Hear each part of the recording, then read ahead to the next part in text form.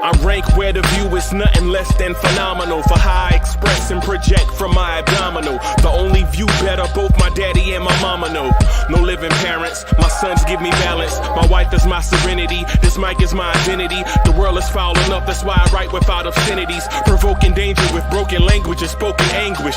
Begging to get hurt, why would you ask to go through changes? Yes, Lord, life's a chessboard, master the angles.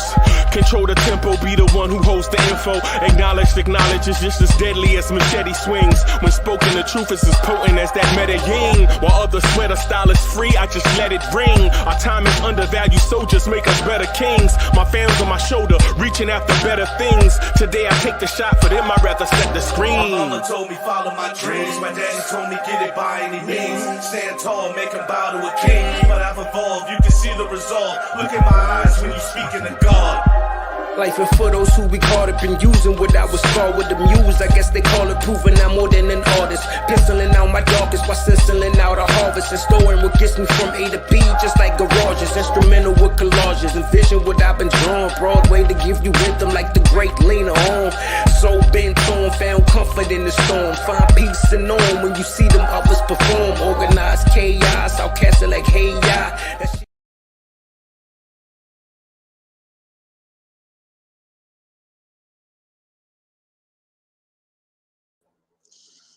Yo, what's good, party people in the place to be?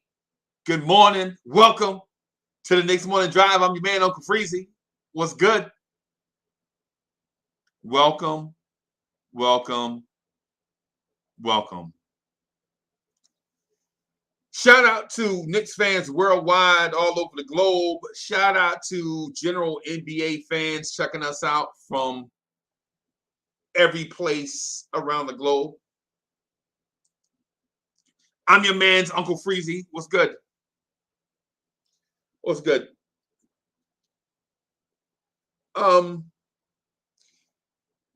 So we have a game today. Let me see here. Let me go back to League Pass. I want to get the specifics. No, it's the Lakers and all that stuff and blah, blah, blah. What I want to do, though, is see who's available for the Lakers. I know LeBron's not available. We're going to get into that.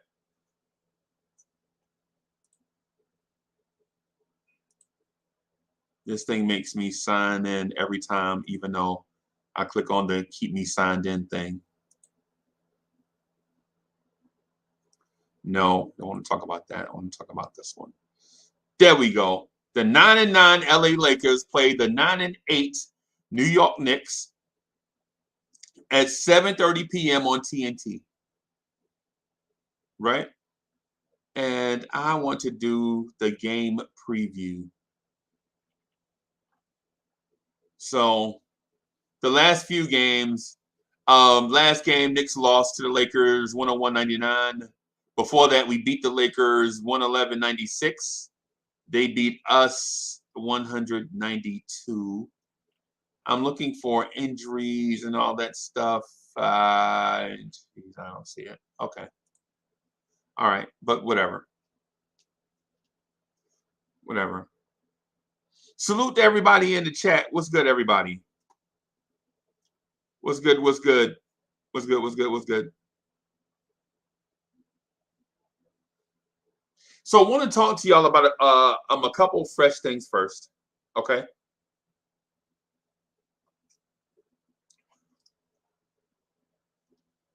Want to talk to y'all about a few fresh things, a few things that have been on my mind. Mo, what's good, Mo? What's good? I'm trying to figure something out. Right? Right? An upstate Knicks fan says Amon Shumpert won Dancing with the Stars. Shumpert, there is your championship. You got your championship, Amon Shumpert, Dancing with the Stars.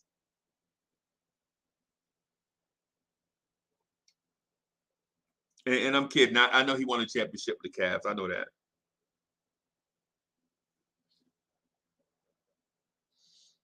So, but I want to discuss a couple things with y'all just real quick before we talk about this Lakers game. Right? How do you feel about this roster? How do you feel about what we put on the floor every night? What's your feeling on the roster construction of this team? Is it a perfect roster that is being misplayed by Tom Thibodeau? Is it a flawed roster in which Tom Thibodeau is getting everything he absolutely can out of?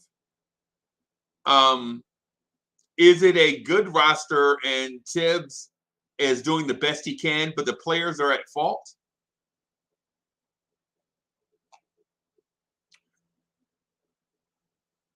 Is it a bad roster? Tibbs don't know what he don't know what to do with it, and is the front office searching for answers as we speak?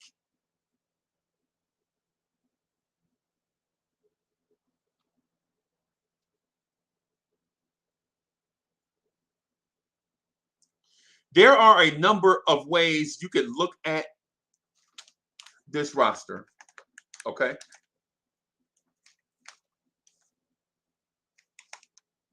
Healthy snacks.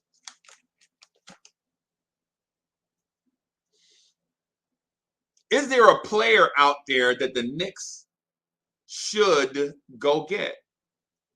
And who is that player?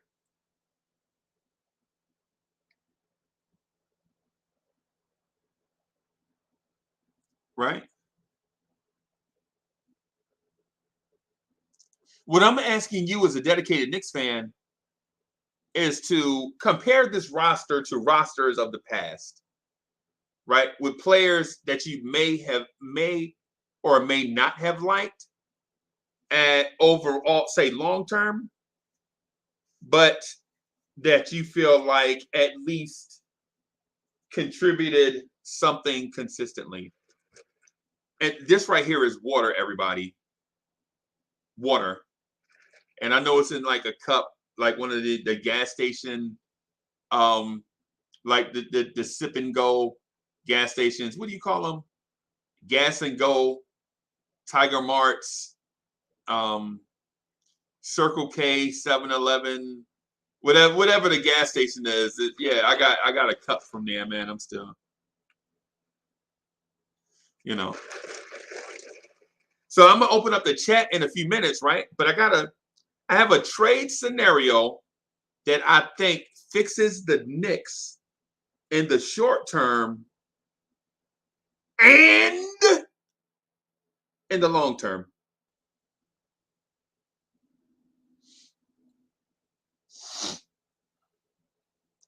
I need a resident Knicks fan. I'm going to ask a random name. Infamous Warren Franklin, KJW. No, I got one. I'm going to ask White Falcon who the Knicks should trade and who the Knicks should trade for.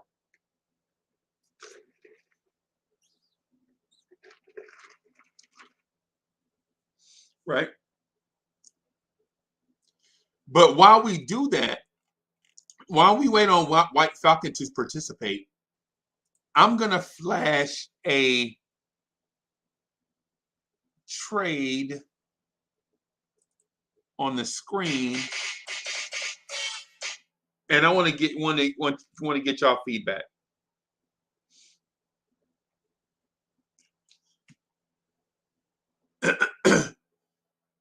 I'm going to flash a trade on the screen. I want you to look at it and tell me what you think.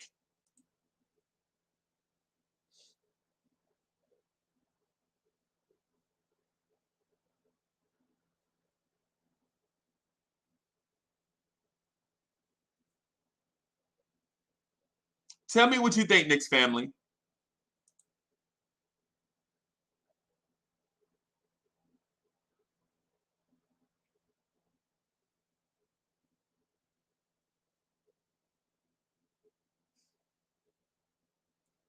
Tell me what you think. I think it's the answers for your dancers since way back, putting it down like that. I think that trade is it.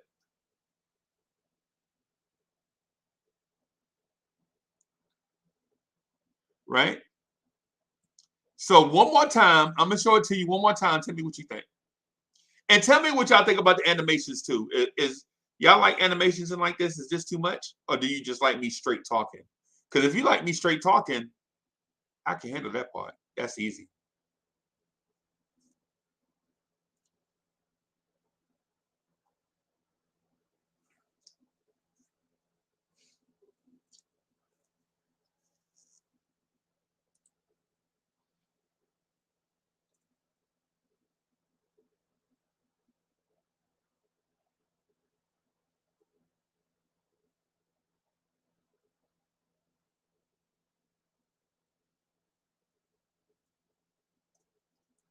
Tell me what you think.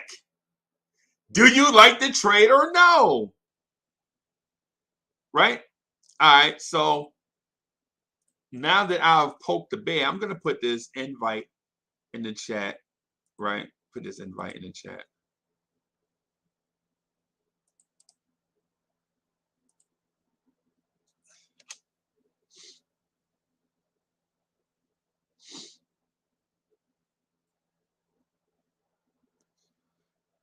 So y'all are all over the place with the trade, which makes me think it's an excellent trade offer for both sides. So here's the thing. I like Fournier. To me, Fournier is the best player in this trade. Right? To me, Evan Fournier is the best player in this trade. And personally, I like Evan Fournier. D is balling. D is balling. What's good? What's up, bud? What you put in that pipe this morning, bro? Well, you sound upbeat and energetic. I got good sleep. Yeah, man. Yeah, man. So hey, so I'm gonna flash the trade once more, and that's it. I won't put it up again for at least another 30 no. seconds. Oh, jeez. Why you giving up on Quentin Grimes so damn early, man?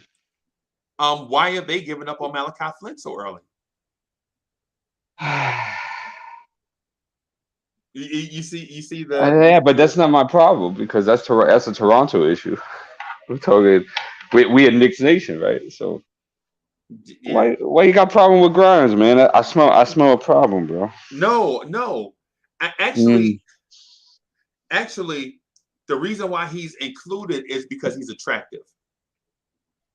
Not because we want to ship him off, but it's a sweetener. You know what I'm saying? Let me ask you a question, Freezy. What is our most dire need at the moment right now? Defense at point guard and playmaking vision at playmaking vision. I think for one. So we have 3 glaring needs, right? One, we don't have offensive playmaking at an elite level, right? And because I give you an example, and Hadouken Sharon, shout out to Hadouken Sharon from the Hadouken Sharon No Life Pod. He pointed out several instances where our young baby RJ Barrett was wide open for dunks, layups, and our point guards didn't see him or couldn't find the angle to get him the ball. Dude, that's the same thing with Mitch. That's the same thing with Obie. Yes. I don't know. Listen, I agree with you, right? But what that does though is when you don't have point guards and playmakers that can get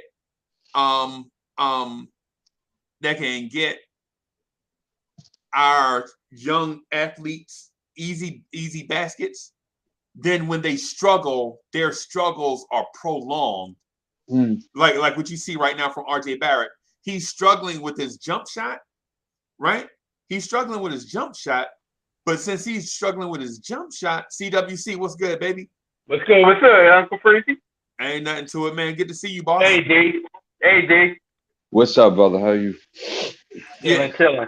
So All right. since RJ Barrett is struggling with his jump shot and getting to the basket, and you don't have an elite playmaker to get him easy looks at the basket, Yeah. it's like this thing gets prolonged and he's helpless, and it trickles over to other stuff, right?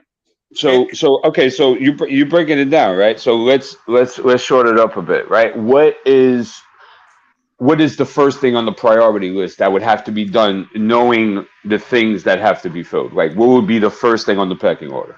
That an elite I agree. passer playmaker that can Point get guard. Julius Randle easier looks.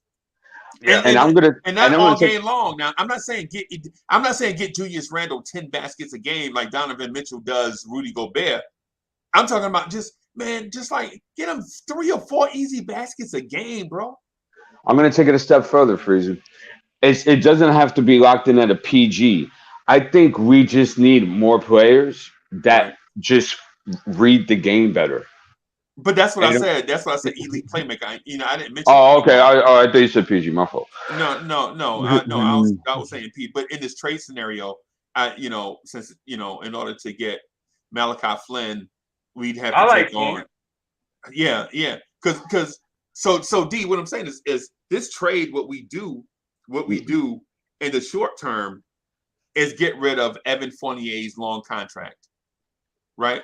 Because by taking on Goran Dragic's 1 year so they make the same money. So Goran Dragic makes that money for 1 year, Fournier makes it for 3 years, right? So in order for us to get rid of Fournier's contract, we got to take on Goran Dragic and Malachi Flynn, and to sweeten the deal, we have to give up Quentin Grimes. So that's look, listen, Freezy. There's a big problem because, well, first of all, I like Grimes better than Flynn. So just want to put that out there, and especially in that fourth quarter he played, which was the only time we really got to see him. Right. His all-ball defense is very good. Right. Okay, he can read the second guy. I mean, for somebody on the damn team can read the second guy. He could stretch the floor. He rebounds very well for his position. So I think there's a lot of value there. I think there's more value to that than a Flynn. And plus, I don't want a 39-year-old Goran Dragic. We got enough old players on the damn team. I know. Yeah, he get hurt too much too. He get hurt. Goran Dragic. Yeah, he get hurt.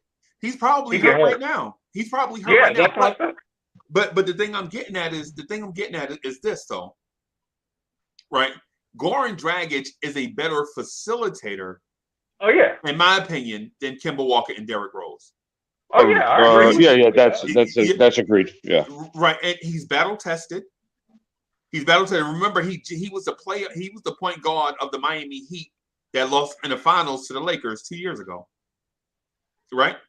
Remember Kendrick Nunn carried them the whole way, and then Goran Dragic took back over in the playoffs and got scorching hot and was a facilitator playmaker. Well, that was because Nunn got injured and Goran was playing so well, and Eric didn't want to shake that up. Right. So, right. But the point is, Goran Dragic was playing well. Okay, look, Freezy. Here's a problem, Freezy. And this is look. Tom Thibodeau said in the press conference, right? And this really scared me. And I was already scared because I'm not a big Tom fan. And he said that the most challenging thing that a coach has to go through every season, right? He's talking about himself. Is that not to change? I swear to God, these words came out of his mouth. So now what does that tell me?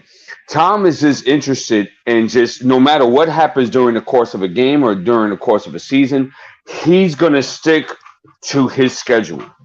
Yeah. Right. Yeah. And there's not going to be any variation. So that's why in-game adjustments are lacking.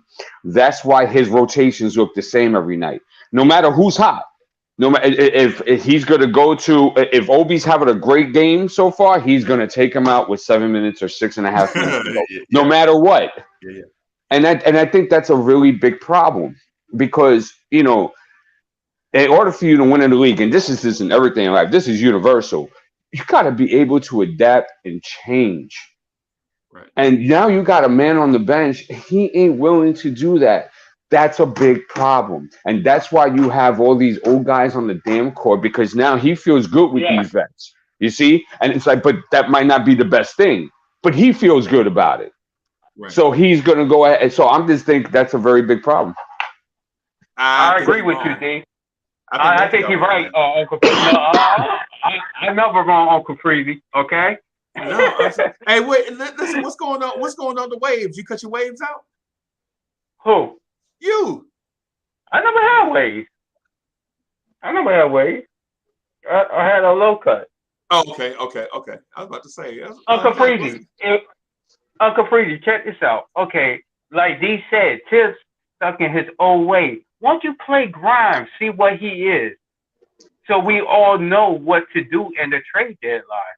Like, if you're going to trade Grimes and Fournier, go after Rozier or go after Sexton, somebody that could score and play defense. Sexton out for the year. Yeah, he done. Oh, he hurt? He hurt? Yeah, he done. Okay. Yeah, he done. So go after Rozier. So Rozier is a better defender? He can play defense. He can play defense than Kemba Walker now. But it doesn't fix our playmaking issue, though, because he does look to score first. Yeah. So it doesn't fix that. Yeah. But check this out, D. And Uncle Freezy. Look at RJ Barrett. Like, he inconsistent. So Randle gonna need another partner with him.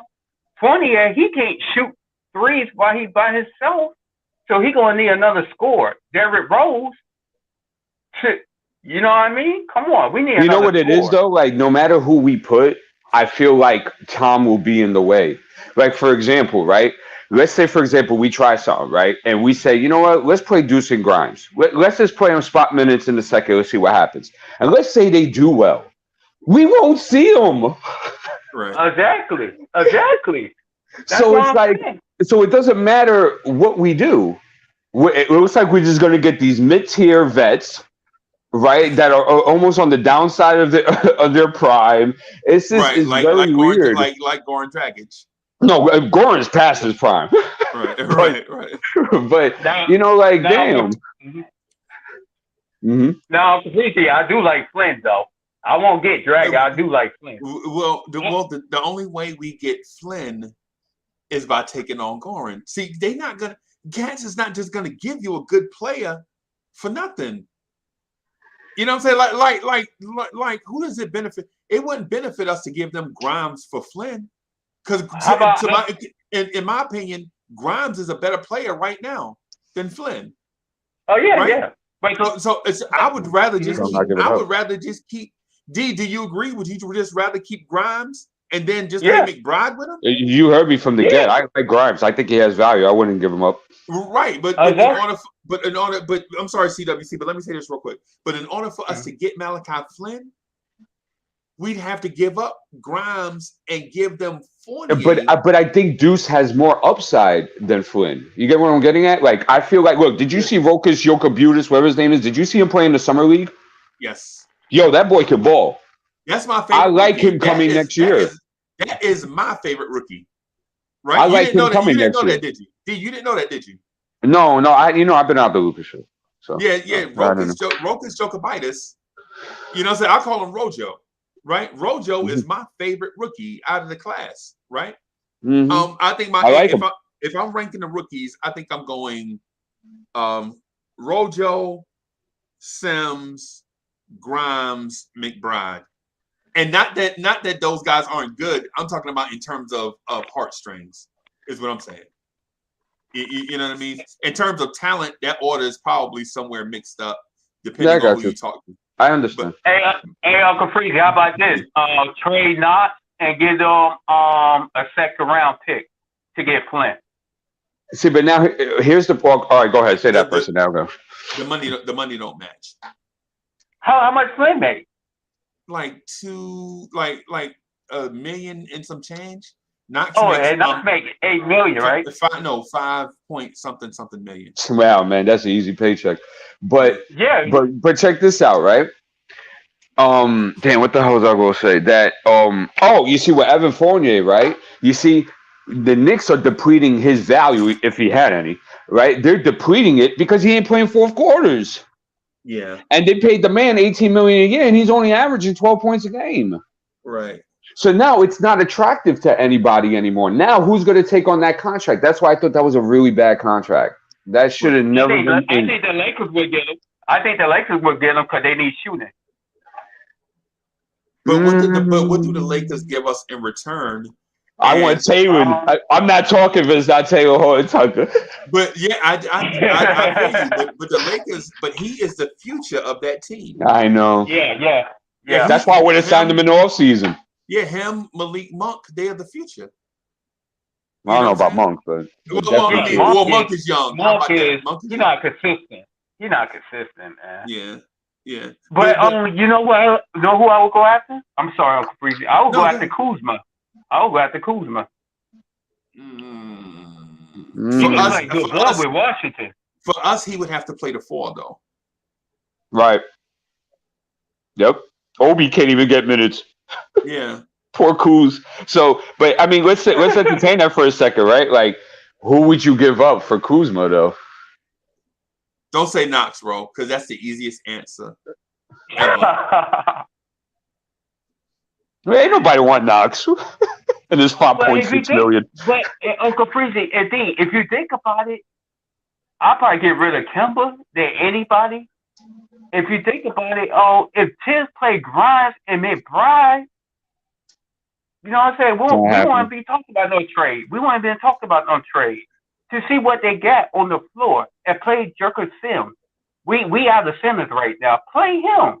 That's why my position is that we should see what's going to happen first, and we should see if Tibbs. I know he's not, but we have to hope. Damn it, right? We have to see if some of these young guys are going to get some spot minutes and be in the rotation somehow. I think before we make a drastic move like that, because it's still only 18, 19 games. We got to talk this. We got to start taking it seriously, like around the end of December, January. And then start yapping about, trade scenarios and stuff of that nature. It's too early. We got to see the young guys.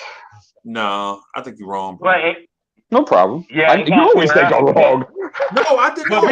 Ironically, I think you're right a lot. It's just when we agree, I don't say anything. You know what I'm saying? But then when you're wrong, I'm like, yeah, I disagree. So how am I not seeing this? When you say it's too early, and we all see what's going on. Yeah, because the thing is, if you continue to let this thing, depending on how you view it, either percolate is the positive word or fester is the negative word. Depending on how you let it either percolate or fester, then you would realize that at some point when you need to make the change, now you need a savior as opposed to a contributor. Like say, for instance, if you continue to try to let this work and it don't work, like say we wait until January, right? So take the month of December, we'll play 15 games. This month we have about 4 games left. So say you wait 20 more games, right? To make a deal. So right then you're at 37 games, right? And say at that time your record 37, say you're 17-20. Right? Which is realistic. Right. Shoot, I hope we 17-20. I hope we are 17-20 or above, because this upcoming stretch is tough, right? But here's the thing I'm getting at. You 17-20. It's clear that it's not working. Teams in the NBA know you're desperate to make a move, and you know you need a fix, or this season is going to go down the drain, and Knicks fans are going to be calling for the heads of Leon Rose and Tom Thibodeau. Please. And you know this because it's festering right now. Or percolating if you're talking positively. No, there's been some ugly basketball being played in the first 20 games, bro. And if you think Knicks fans are frustrated right now, just imagine if this team is below 500 come January. Well, check this out, right? Let's take it a step further, right? Do you have them winning tonight against the Lakers at home? They should. No. Me either. I have a no on that as well. No. How about Phoenix? I think Phoenix is going to wash them too. Yep. So now they're what, 9-10? 9-10. Yeah. Yeah, the roof's gonna blow off. Oh no. So we're 9 and 9-8 right now. So we'll be Yeah, 9 so it'll and be 10. 9 and Yeah, 10. you're right. Yeah. Yeah. You're right. And and so here's the thing. I don't think we're gonna lose because of a personnel thing. I think we're gonna lose because of injury, because we got Mitch and Taj Gibson out, and Nerlens Noel is hobbled, and he always gets hurt in games that he's hobbled. And AD's going for 30 tonight. Plus. Plus. And then plus they have Nick Killer, Dwight Howard coming off the bench. Well, Arden's gonna have to step up this game. And Evan Fournier and Kemba couldn't guard a cup of water. So I think Taylor Horton is going to have like a nice 15-19 tonight. Yeah. And so Derrick Rose is doubtful also. Did y'all know that? No. He's out?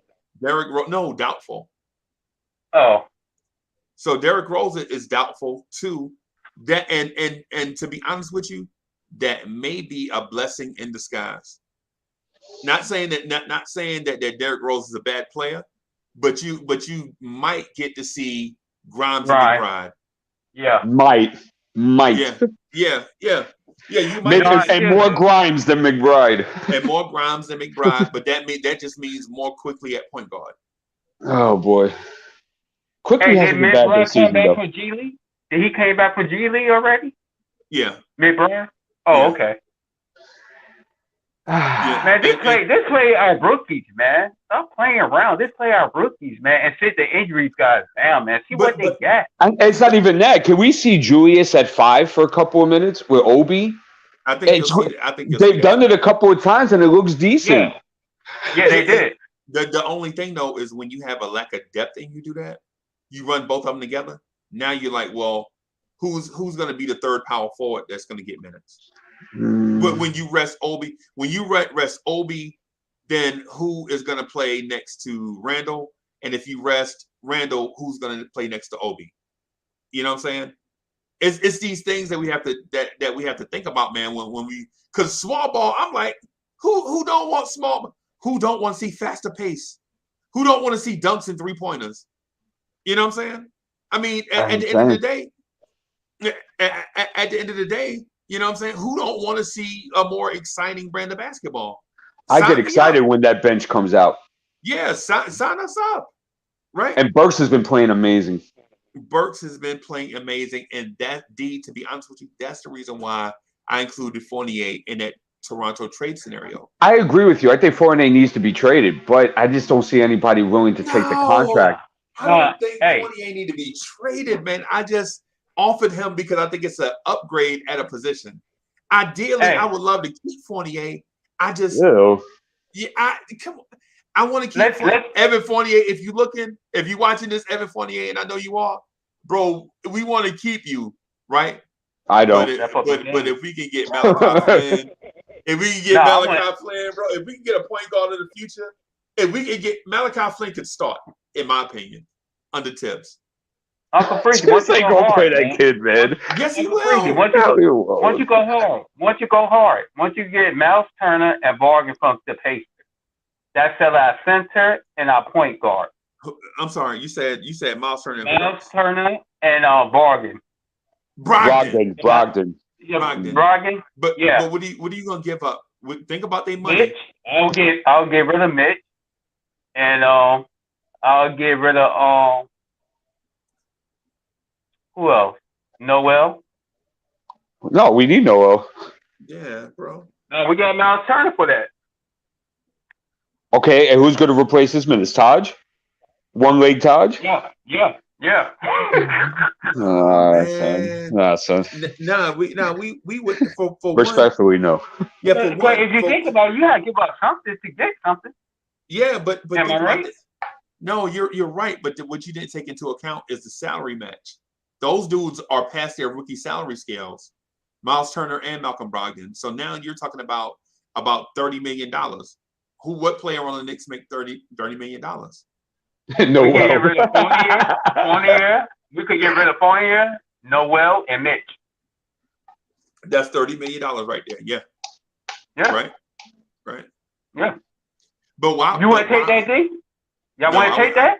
No, because Miles Turner. Wait, hold on. Miles Turner and Brogdon for Mitch. Yeah. And who'd you say? Evan Fournier. Yeah. And Noel. But get up on draft pick. If you Indiana, why would you destroy your team? Why would you get rid of your starting point guard, not get a point guard back, and not have one on the bench, right? And then why would you get rid of your starting center and you don't have a starting center that you can replace them with? Well, get on Kimber. Kimber could go with that. And here's another thing, Freezy, with your trade proposal is that, okay, we get rid of Fournier, which I'm all for, right? But Malachi Flynn still doesn't fix the issue of a playmaking issue. And on top of that, he's not a great defender. Well, so we're kind of dealing with the same scenario. So Malachi Flynn is a classic pick and roll ball handler. He was probably the best pick and roll ball handler in his draft class, Malachi Flynn. His defense is not elite, but it's good, right? Okay. So if once you get Malachi Flynn, immediately our point guard defense is light years better, right? Because Derrick Rose and Kemba cannot defend like Malachi Flynn. And I'm not calling Malachi Flynn Gary Payton, but what I'm saying is his defense is good. You know what I'm saying? Like you feel confident putting him out there with other defenders. Yeah. He can move. The only thing that you don't know from Malachi Flynn is if he can handle full-time point guard duties because you hadn't seen it yet. That's the only question. And the reason why I take the chance is because either if Malachi Flynn is not the full-time point guard, then Emmanuel Quickley can be the full-time point guard. That's the reason why I say take the chance. Now, others will say something random like, why would you go get Goran and blah, blah, blah. Well, the thing is, you already have two stopgap point guards right now. Neither can stay healthy. One of them is hurt right now. I think that's the only reason why the young guys are going to get minutes this year at some point. They need to do it ASAP. Right. Hey, let me. I'm gonna point out something to y'all. Look. I'm gonna make y'all laugh. Look. Hey, look at Wayne Peterson's comment. Right. So Wayne Peterson says, "Freezy don't like Grimes or McBride." Right. And I just said, and so I just told D is balling live on the air that I like Grimes. Right. Mm-hmm. I said that. I acknowledge that. I like Grimes. I said he's not my favorite rookie. My favorite rookie is Rokas Jokibitis. But we all have our favorites, bro. We all got our favorites. All Knicks fans have our favorite players, favorite rookies, favorite uniforms, favorite coaches, favorite blah, blah, blah, right? And when you name your favorite, it don't mean just because like CWC, I like steak, right? But it don't mean I dislike chicken. Mm-hmm. Right? Yeah. Do you get what I'm saying? Yeah. Yeah, it's like some people like taking shots. I like drinking beer. Like I drink beer, right? But it don't mean I don't like taking shots. I like Kool-Aid. Yeah, but it don't mean you. But it does not mean you dislike orange juice. Yeah. Right. You know what I'm saying? So I probably don't drink it as much. You know what I'm saying? But the only thing with your trade too is that look, I ain't giving up Grimes. I think he's a good on-ball defender. He's a good rebounder for his size. He can spread the floor. I think he's got playmaking ability. I ain't giving up. The reason why I didn't add McBride because of those things that you just mentioned. I like McBride's long-term upside once he becomes an offensive player. I think Tibbs don't play. Listen, man, I'm gonna tell you this. I'm gonna say this, and y'all are gonna think that I'm crazy, right? But I saw McBride. McBride in the preseason, and he cannot run an NBA offense. He ain't ready. Defensively, he ready. Offensively, we saw him against the Wizards, and he was shook with the ball. They were pressuring him. He couldn't even get to his spots to pass against Raul Neto. I understand. Yeah, But he ain't ready though, you on got to that end. understand though, like especially with young guys, you have to go through trial and error. I know this. And Tom is not willing to do that. Yeah. Look, I see Julius make 17,000 mistakes on the court, bro, and he plays 40. Right. Obie misses an assignment. He's hearing it up the butt. I mean, and he sits down All night long, like Lionel Richie. Tibbs get like, on Obie. Yeah. But you got That's what I'm late to. you got to be fair. You know the difference between Obie and McBride and Julius Randle? Julius Randle was the most improved player last year. Julius Randle was an all-star. I knew it. Yeah, that's the difference. That's the difference. So I mean, I'm not knocking Julius Randle ain't prove a damn thing, bro. Yeah, well, he improved, bro. Yeah, I agree. You know, he improved. Oh, I'm sorry, Uncle Priest. No, go ahead, bro. No, I was about to say, Randle improved when he was playing that Chicago Bulls game. You remember he was doing that? He was coming in, shooting in the paint, bullying ball. He was shooting all them threes. He was coming inside the paint and scoring. That's what we need him to do. I'm gonna be real with y'all. The game. Yeah. People may not like this, but I don't care. Right. Tom Thibodeau is the problem.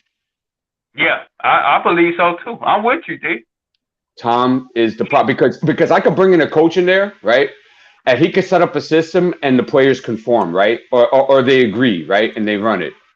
You know, the players agree with this. This is the system, and it's really bad, bro. Like, you know, that offense is so stagnant. It's sickening. There's no synergy. There's no player movement. There's nothing. I wanted Kenny as our coach. Kenny Atkinson, the Brooklyn former coach. I wanted him. I like that kid on our bench. What's his name that used to be with Utah? Yes, I like him. Who's that? Johnny Bryant. He's our lead assistant coach. Beans, what's good? What's going on, fellas? What's up? Wilson. What's up, baby? What up, y'all? I see what y'all talking about up here, man. I'm gonna throw my little 2 cents real quick. Hey, let me bring my guy in first. Hold on. Let me do this. Give me some baked beans first.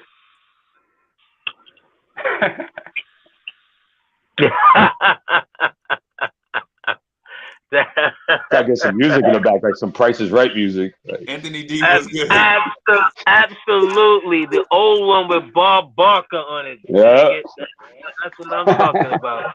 Good morning, gentlemen. What up? What's going on? Good morning, Charlie Ward cousin. What's going on? Hey, Baked Beans was getting ready to get his bag. Go ahead, B. Get in your bag, baby. I ain't getting in my bag. I just had a couple thoughts. You know what I'm saying? Like, everything happens for a reason with this D-Rose situation. He's not going. I think we about to see a real Mcbride sighting. I think it's his time. Word up. I think so. Let him get a little shine tonight. More than a little bit. I just got that feeling he's gonna let him leash tonight. And as far as everything else, I see a lot of PG-13 chat in the chat. Yeah. Like, I don't know. I see a lot of that going on. Let's trade Randle for PG-13. We gotta chill out, man, and let this man cook, man.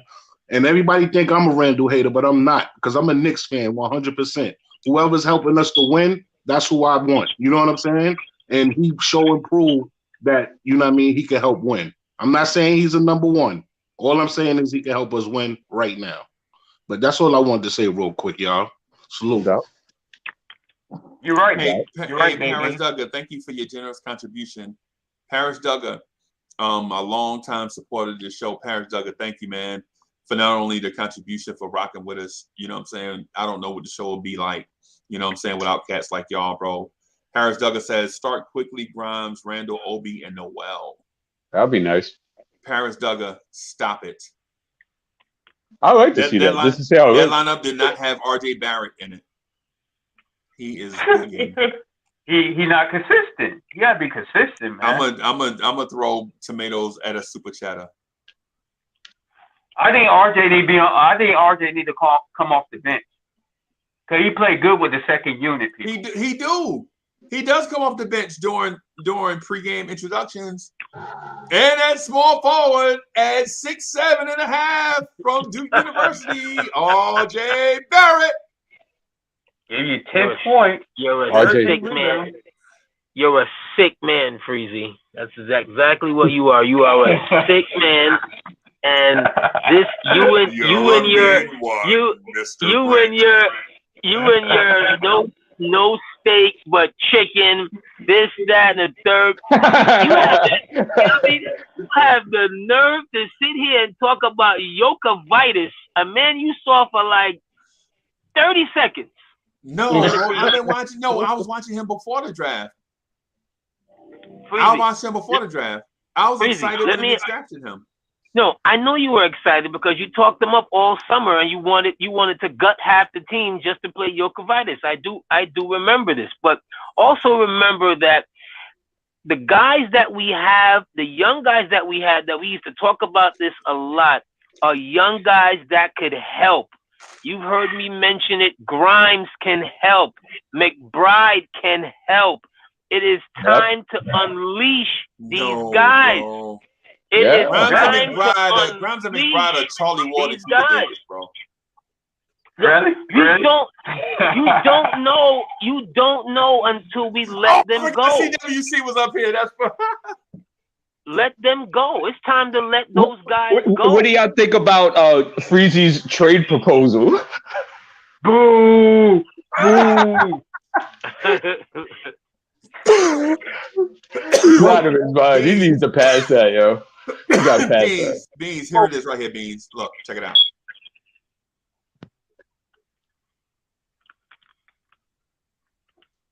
No. Yeah, I'm gonna shoot that one down too. You would trade Quentin Grimes in that? Yep, that's what I said. Man, what the hell? Man, what is in your water, my guy? Like this is what I'm talking about. This is what I'm talking about. He doesn't like chicken. He hates chicken. He doesn't like Grimes. He never did like Grimes. Stop with your nonsense. You would trade Grimes. I didn't like the Grimes pick. I didn't say I didn't like Grimes. I didn't like the Grimes pick. It doesn't matter when we picked him. He's here and he can play. He can. Your guy, Yokovitis, and every other young guy in the pre-draft workout, Grimes gave them the business. Facts. Okay. That's just facts. Yeah, that was that. I saw Grimes, like out of Houston. He looked like an NBA player out there. Nah, Freeze, you were just joking though, right? With the Yokovitis thing, you think he'd be better than Grimes and what you call it? So two different games. But hey, so CT from the streets is buzzing. CT, if you watching this, bro, you did a good job on your video this morning. He did a video on Rojo, right? And Rojo is tearing up the league that he's in. He had that boy can ball, bro. In limited minutes, he had 18 points and 3 assists. And I think the comparison they compared him to Goran. No, it was another guy. It was a current name. Don't say overseas Kobe, please. Please don't do that. No, come on, Beans. No, you know we don't do that. Like NBA is different from overseas. You know we don't do it. You know we ain't gonna say no overseas Kobe, bro. I think they compared him to one of their steady point guards in the league, like 11 points, 5 assists guy that's in the league. I can't remember what name, but we ain't going that far now. We ain't no. If that dude was that good, he'd already be here. Just go back to your trade scenario. Go back to what was spiked in your coffee early this morning when you came up with that trade scenario. Ay. Oh my God, Lord. He just need to play our rookies. He just need to play our rookies, man, or he gonna get fired. Hey, nah. So for one, CWC Tibbs ain't getting fired. He's the reigning coach of the year. Right. I mean, no, that was last year. That was last year with a bad roster. Last year with a bad roster, he made chicken salad out of chicken stuff. Right. But this year, and listen, the reason why McBride is not playing, bro, is because he can't run an NBA offense yet. It's clear. Y'all just be patient. That's the thing. But That's the he thing can with play Knicks fans. defense though. Timber can't play defense. Bro, okay. So I understand what you're saying. You like you basically what Knicks fans are saying is he don't have to start and he don't have to play 30 minutes. We just want to see him. He doesn't even have to be at the PG. Right. He can contribute. No, He ain't got to start. that's not what we're saying. That's not what we're saying. That's not what we're saying, Freezy. Remember, Randle is still your quasi point guard. He has a lot of ball responsibility. So you getting Mcbride in there, you just adding him to the mix. That's what you're doing. You're adding him to the mix, my guy. He's not the one that's going to be running the show 80% of the time. Why would you put him in the game? Why are you putting him in the game? Because for one, To put 90 foot of defense. Right. That's what, exactly. Stop the other guy's point guard from penetrating to the hole. and he can stretch the floor. And plus, he can shoot threes. Well, you would hope that he could shoot threes, but the thing is, He could. The thing is right. But the thing is, with a Mcbride, who are you taking out of the lineup? Take RJ Evan if they ain't doing their Fournier. job. Fournier and RJ, if they ain't doing their job, take them out. If Derrick Rose ain't doing his job, he's gonna get taken out. That's not how Tibbs works. We I need know that's why we need to athleticism. get rid of him. If he's gonna play a rookie this year, he need to get fired. All right, Listen, ladies and gentlemen, the backbone of the channel, our guy. Who is it, Jay Book? Gotta get that Price is Right stuff going. Oh boy, here we go. Sarge. Oh boy, Sarge. We're gonna have to get on him, guys. He don't like to play a rookie. Knicks, We gonna get on aka him. G-Man. Yeah, when we finally get some real music, bro, we straight up coming in here with WWE style intros, bro. I'm telling you. yeah, man. So I was trying to find, it's this G-Man, and I know this is a Knicks channel and blah blah blah, but I found this site online that has free music, right? And it's a song on there called "Kick in the Door." Stop. Right, and it's a song called "Kick in the Door," and I was thinking about adding it to the joint, but it don't fit the animation. Gotcha. Right, like this animation right here is like breaking news, G-Man for life, and then the "Kick in the Door" song is like a rumble fight song. So Gotcha. the two don't go together. So I'm trying to find another one. But when I find the match, bro, G-Man for life, kick in the door, kick in the door. You know what I'm saying? So hey, what's good, brother? How you doing this morning? Hey, it's all good, man. Hey, if I don't see you guys or the Knicks family in the next couple of days, I wish you and yours the best in these upcoming Thanksgiving holidays. Just remember to be thankful for those things that you take for granted today, because tomorrow they may not be here. Point blank, period. Yeah, man. Thanks, Sarge. Thank you, Thank and you, your Sarge. family too. To everybody on here Appreciate and that. the chat. Appreciate that, G-Man. No doubt, no doubt. Now, So now y'all can continue y'all trade Obie talk now. no, hold on, here we go. So since we got that out of the way, Wait, huh? I've been watching in the background, right? Okay. And I've heard a lot of things. I've heard a lot of difference of opinions, but I think that I want to remind people that at the end of last season, Knicks fans and the Knicks organization decided that they were willing to take a back seat on defense for offense. Did we forget that?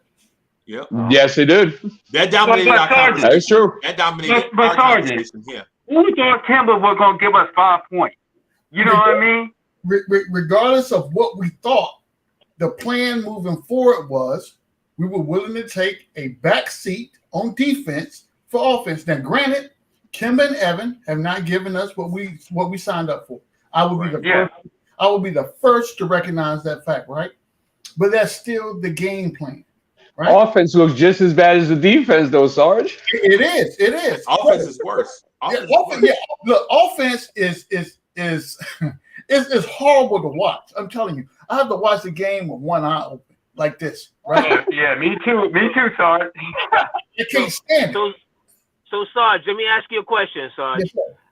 again, and I already know the answer, but let me ask it to you anyway. Was the game plan to get Kemba Walker after he got cut because we knew he was going to get cut by OKC? Was that the game plan? I'm not in the front office, AD, so I don't know what it was. I think when they went after Kemba, they saw a deal. They were living in revisionist history, just to be honest. I asked that question not just to you, because I know somewhere Free Keith is out there listening to this. And Keith, I can't wait to catch you on these waves, my guy. I'm going to give you a proper shave, because you was talking that crap about the Knicks was playing chess and checkers and Kemba and da-da-da-da. Nah, man. They played Connect Four. Connect Four. They were playing Twister. They were playing Twister with that one.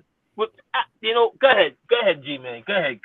I'm about to lose it. I'm about to absolutely lose it. G-Man, let me ask you a question, brother. Yes, sir. Is Tom Thibodeau the issue? Yes or no? Yes.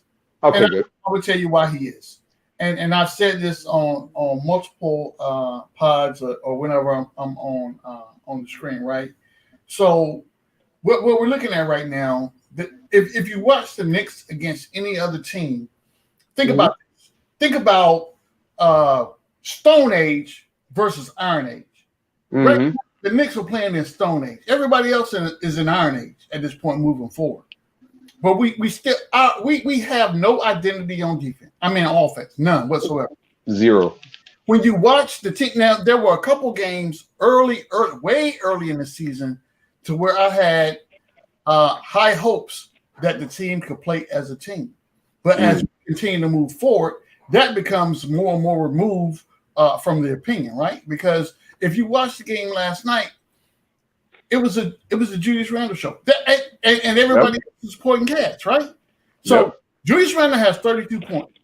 The next high scoring person on the squad, I believe, had 10 or 17 somewhere in there. Mm-hmm. And it's not when we win games and we win games handily, there's balanced scoring. That means everyone is doing what they were hired to do.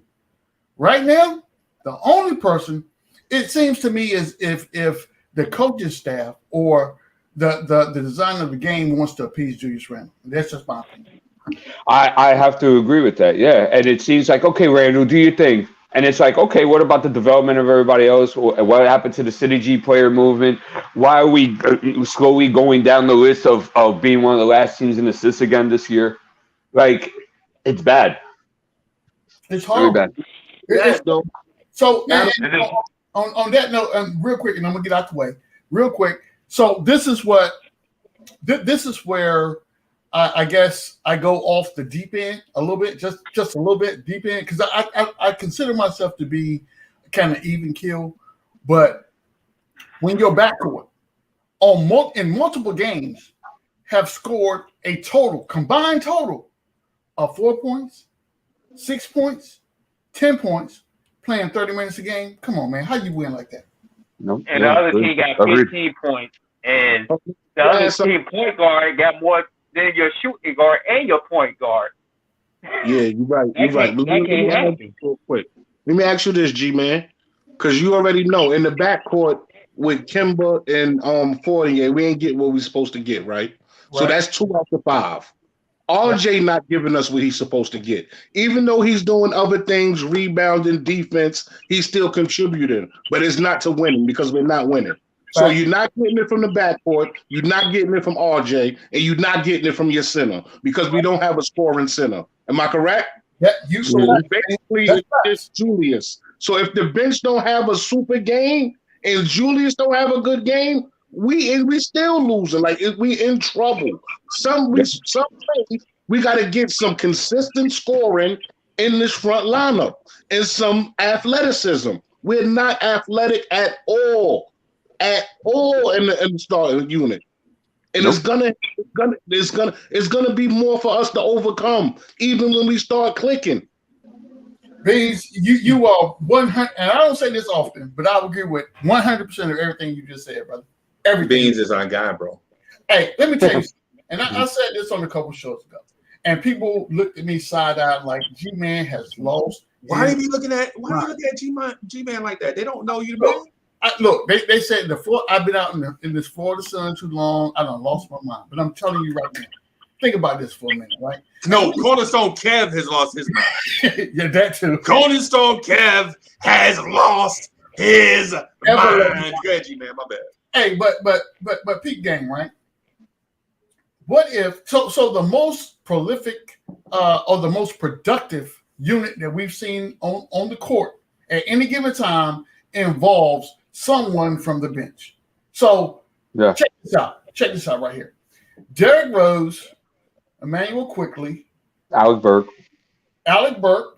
Obie, and a mix of Taj and Noel. And some kind of five. And a mix at the five, regardless of what that is, right? So they have shown that when they come on the court, they produce. They always bring us back from whatever deficit that we find ourselves in. Now, take that, and then at the, let's say, the 6 to 7 to 8 minute mark, we sub RJ in for whom? Who do you think RJ comes in for? RJ usually. I was actually going to say Quick, but so this is what I would do. It depends on how Rose is playing, right? Because we got to remember, we got to preserve Rose's needs.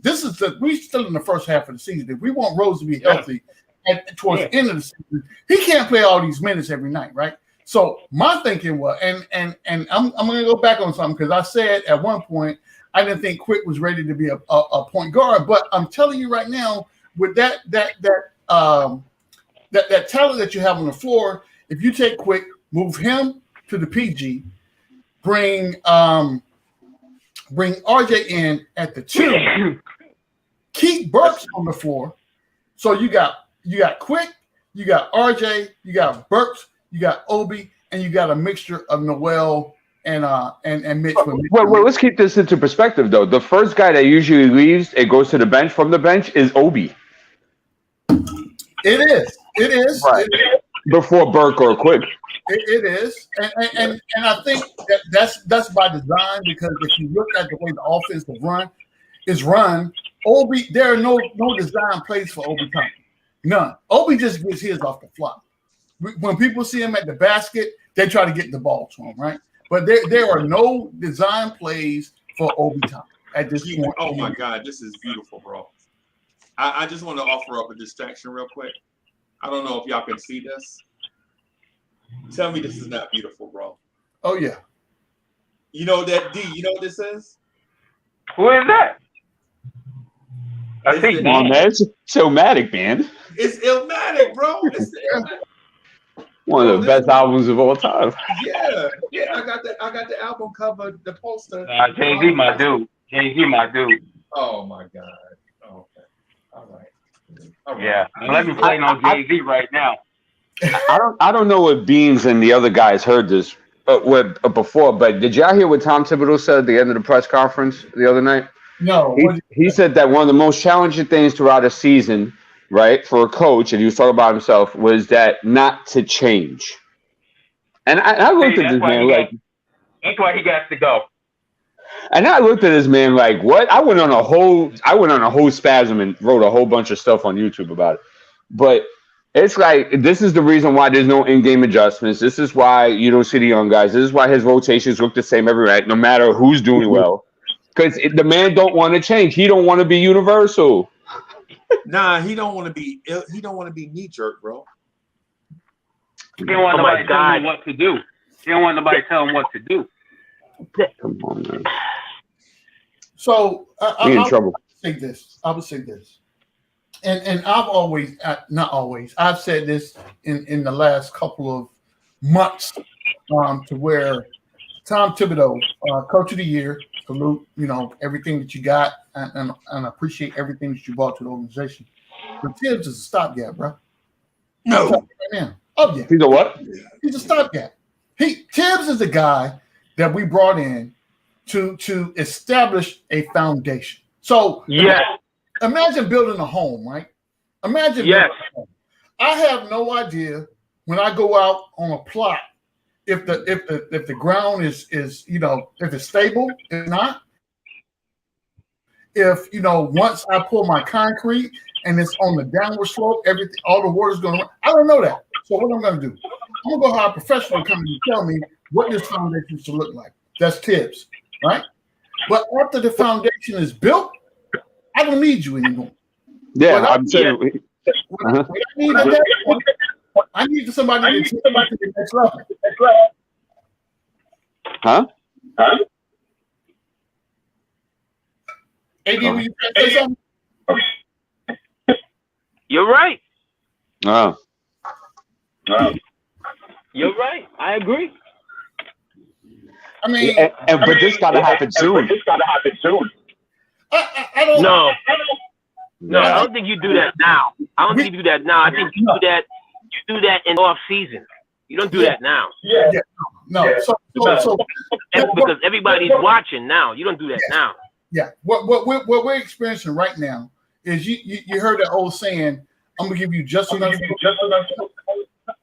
That's where we are right now. So we go through the same thing where we see our offense. It is not the worst team that we played. They just played the Houston, and they made us look. I bet. Think about that. How many games? Oh, now. No. At the end of the day, Tibbs is the head coach. So everything that happens successfully or unsuccessfully runs through Tibbs. Tibbs has Jedi sitting next to him that he's not listening to. And one Mr. Johnny. Which is why I tell you that the front office here you go. This is what you got. Hey, somebody got a bad echo somewhere. Bruh. My bad, G-Man. Somebody was No, I heard it too. Okay. I guess. Okay. So I would say it got better. Yeah, it did. So I think when we look at Tibbs is who Tibbs is. We all knew who Tibbs was coming in, right? He elevated what was a horrible roster. He was able to kind of mesh those pieces together and figure out how to get the best out of those guys that he played. Kudos. I will never, ever take that away from him. But I'm telling you, CWC said it a few minutes ago. That was last year. We got to move on. I'm going to give you a kudos. I'm going to give you flowers and all that for last year. Congratulations, Coach of the Year and all that, right? But what I need to know is, how do I get to at least a 50-game winning season this year? What's the plan there? Because right now, what I'm saying, I ain't feeling it. Just to be honest, I'm not feeling it. When you watch these guys, even when we get and this is the telltale sign right here, guys. If you get a rebound, a long rebound, and it's transition basketball, why does it still look like the New York Knicks are playing half-court basketball? Yeah. Tell me. They're terrible in transition. Oh, my God. The first unit is terrible in transition, not the second unit. That's true. That's true. And that's why I come back to the first statement I made when I talked about. Well, the second unit looked good in transition because the second unit power forward don't rebound. He always running down cherry picking. That's not true. Obie rebounds. Stop it. You know about talking. Okay. So when has the second unit power forward had 10 rebounds in the game? He only plays 12 minutes. 2 days ago. I don't know, but 2 days ago he had 12 rebounds. No, he didn't. They need to play Grimes and Mcbride, man. Dude, Obie played with 12 minutes a night, man. Give him a break, bro. Okay. All right. So you know what? I'm gonna check the last game, and if he played 12 minutes, I will retract my statement. You better. Hey, you know what the Knicks should do? If they play against Washington or Detroit again or Orlando, they need to sit Randle out to see how the other guys play. to see what's the problem. They're not going to do that. I'm telling you right now, Randle remains the focal point of this organization for this season. Absolutely. Yes. So we have to come to grips with the fact that everything that we do is going to revolve around one Mr. Julius Randle. Period. So D, he played 13 minutes and he had. Oh, my bad. He is, and no, listen, because this is important. He had, and those limited minutes, he had 10 points and 6 rebounds. You look at that. So he can rebound. Yeah. He just said he wasn't rebounding. He was cherry picking. Yeah. So what was that statement you made? If y'all would let me finish, y'all. He said 10. I'm sorry, Mr. Freezy. Go ahead. Yeah, y'all because D, before I even gave you the stats, I said, what did I tell you before I read? What did I tell you before I said you would retract your last statement? Right. Did I did say that, right? So right now I'm trying to retract my statement, but Beans cut me off, so he don't want me to retract.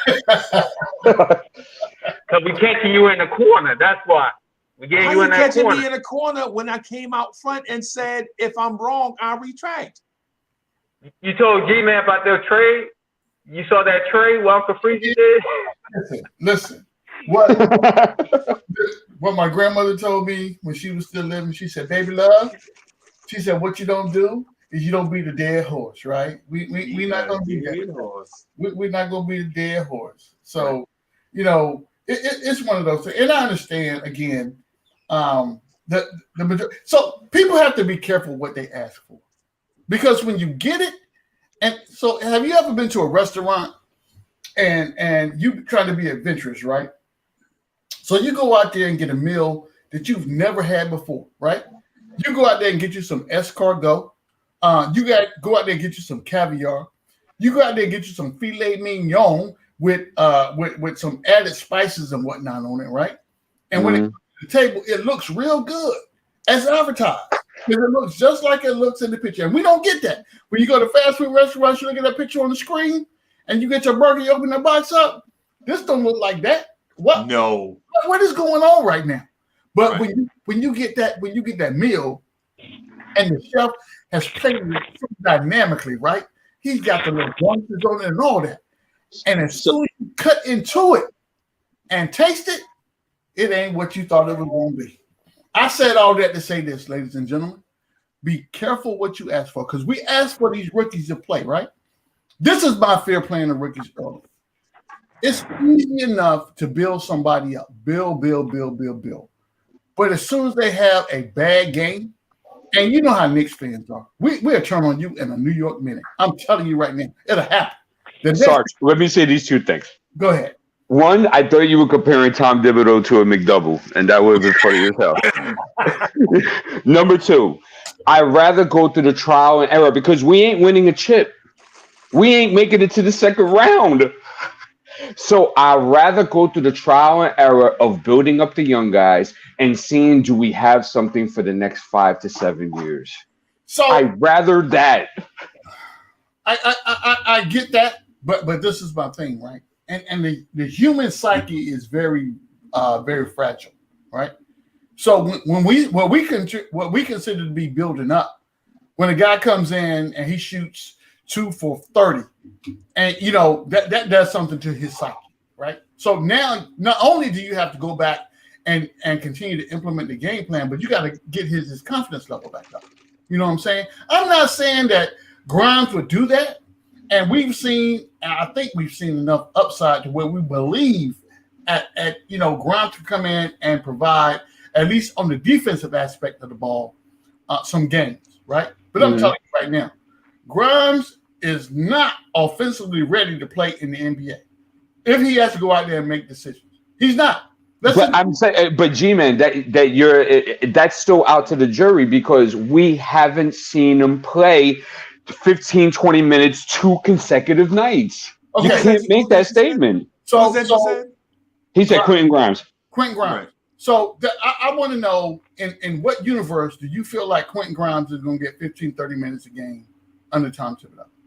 Oh, God, in no universe. Okay.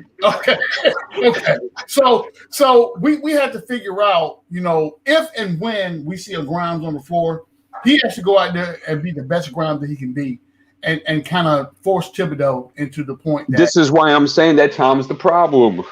No, he ain't the problem, bro. So Tom is the problem, but he's the problem from the aspect of the rookies, right? So we put a lot of faith and confidence in these rookies that we haven't seen play on the NBA. Well, how about Evan Fournier and Kemba? They're a bust at this point. Okay. So they're a bust. So I'm saying that, but Tom is in charge, right, of rotations. He's in charge of his starting five. He's in charge of offensive identity. He's in charge of mid-game adjustments defensively during the game. He's in charge of all this. Not Julius Randle. So this is what you got to understand as well. So if I have D on my squad, right, and I'm paying D $40 million a year, D is not going to sit on the sideline. I know. Regardless of how you playing, I know. Sideline. I know. And you are the focal point of my team. So whatever in-game adjustments that need to be made, I'm as Tom Thibodeau, I'm not making those adjustments without your input. So when you come to the sideline and you say, Coach, this is what I think this should happen, guess what I'm gonna do? I'm saying, okay, D, who do you think would be your best supporting cast at this point? And that's what we put on the floor. Point blank period. Now, I say all that, but that's removing the input of the Jedi that you have sitting next to you on the bench. That's one Mr. Johnny Bryant. When Johnny Bryant can say, okay, look, Randle, I hear what you're saying, but let's think about it from this terminology, this way, right? Understand that Kevin and Kim are not doing what they do, so what we're going to do is we're going to put Rose and Quickly in there with you, RJ, and Mitch or Nerlens Noel, and see how that works out. Just to kind of build some offense and bring some things to fruition. We have, at this point, no imagination. Well, we've seen some playing around with the roster, whatever the case may be, but there's nothing. No, you're right. There's no imagination out there. Absolutely. Yeah, I don't understand at this point. And we're not going to go out and bring somebody in here to fix this. Let's be clear about that. So trade deadline is coming up. We're fast approaching December. December's getting here quicker than I ever wanted to be here. But understand this, gentlemen. There is no magic bullet out there to bring in to this organization to fix our problems right now. It's not. Because you don't know what you're going to get. You know who you have on the roster right now. Figure out how to make that work. And then if you want to bring somebody else in, I got it. I'm good with that. I have no qualms about that. But you knew when you went in and you got a Kemba Walker and you got an Evan Fournier, you knew the downside. And you bet on the downside would not overshadow the upside. Guess what? You lost that bet. You lost me, bro. I can find you. I can find you. Okay. I can find you because look, the thing is in theory, all that stuff sound good regardless of the scenario, right? Because you said figure it out, right? Yeah. And so no matter what your personnel is, if they figure it out, you ain't got to make a move. You ain't got to do nothing. If the starters figure it out, we ain't having this conversation. Facts. So I understand what. So the thing is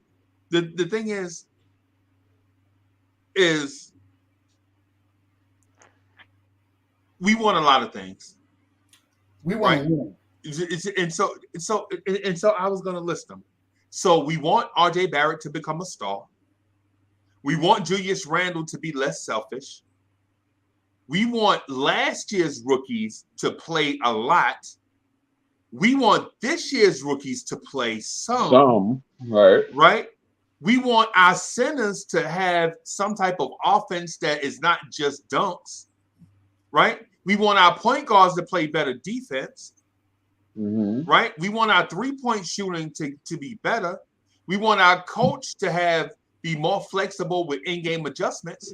We want our coach to be more flexible with rotations, right? We want our front office to go ahead and make the move that has been coming forever that ain't here yet. You know what I'm saying? So we want a lot of stuff, right? The only thing is you don't always get what you want. Yeah, I heard. Right. So like with me, this is the thing that I want. I want Knicks fans to understand what they want, because Knicks fans don't understand what they want, right? Because if you go all young, you're gonna become the Orlando Magic. But they have a future, though. I mean, because you're not going to win a chip anyway, Freezy. But D, the thing is you see in Orlando, you can hide behind Disney World, and you can hide behind the Tampa Bay Buccaneers, right? You can hide behind a lot of stuff. In New York City, there is no place for you to hide, bro. Mm-mm. There is in the Orlando Magic can fall off the NBA radar for a few years and get back good, and then come back stronger than ever. See, the Knicks can't ever fall off the NBA radar because the league will be out of balance. The Knicks are always on Front Street, even when we losing. See, even when we good, we on TV, right?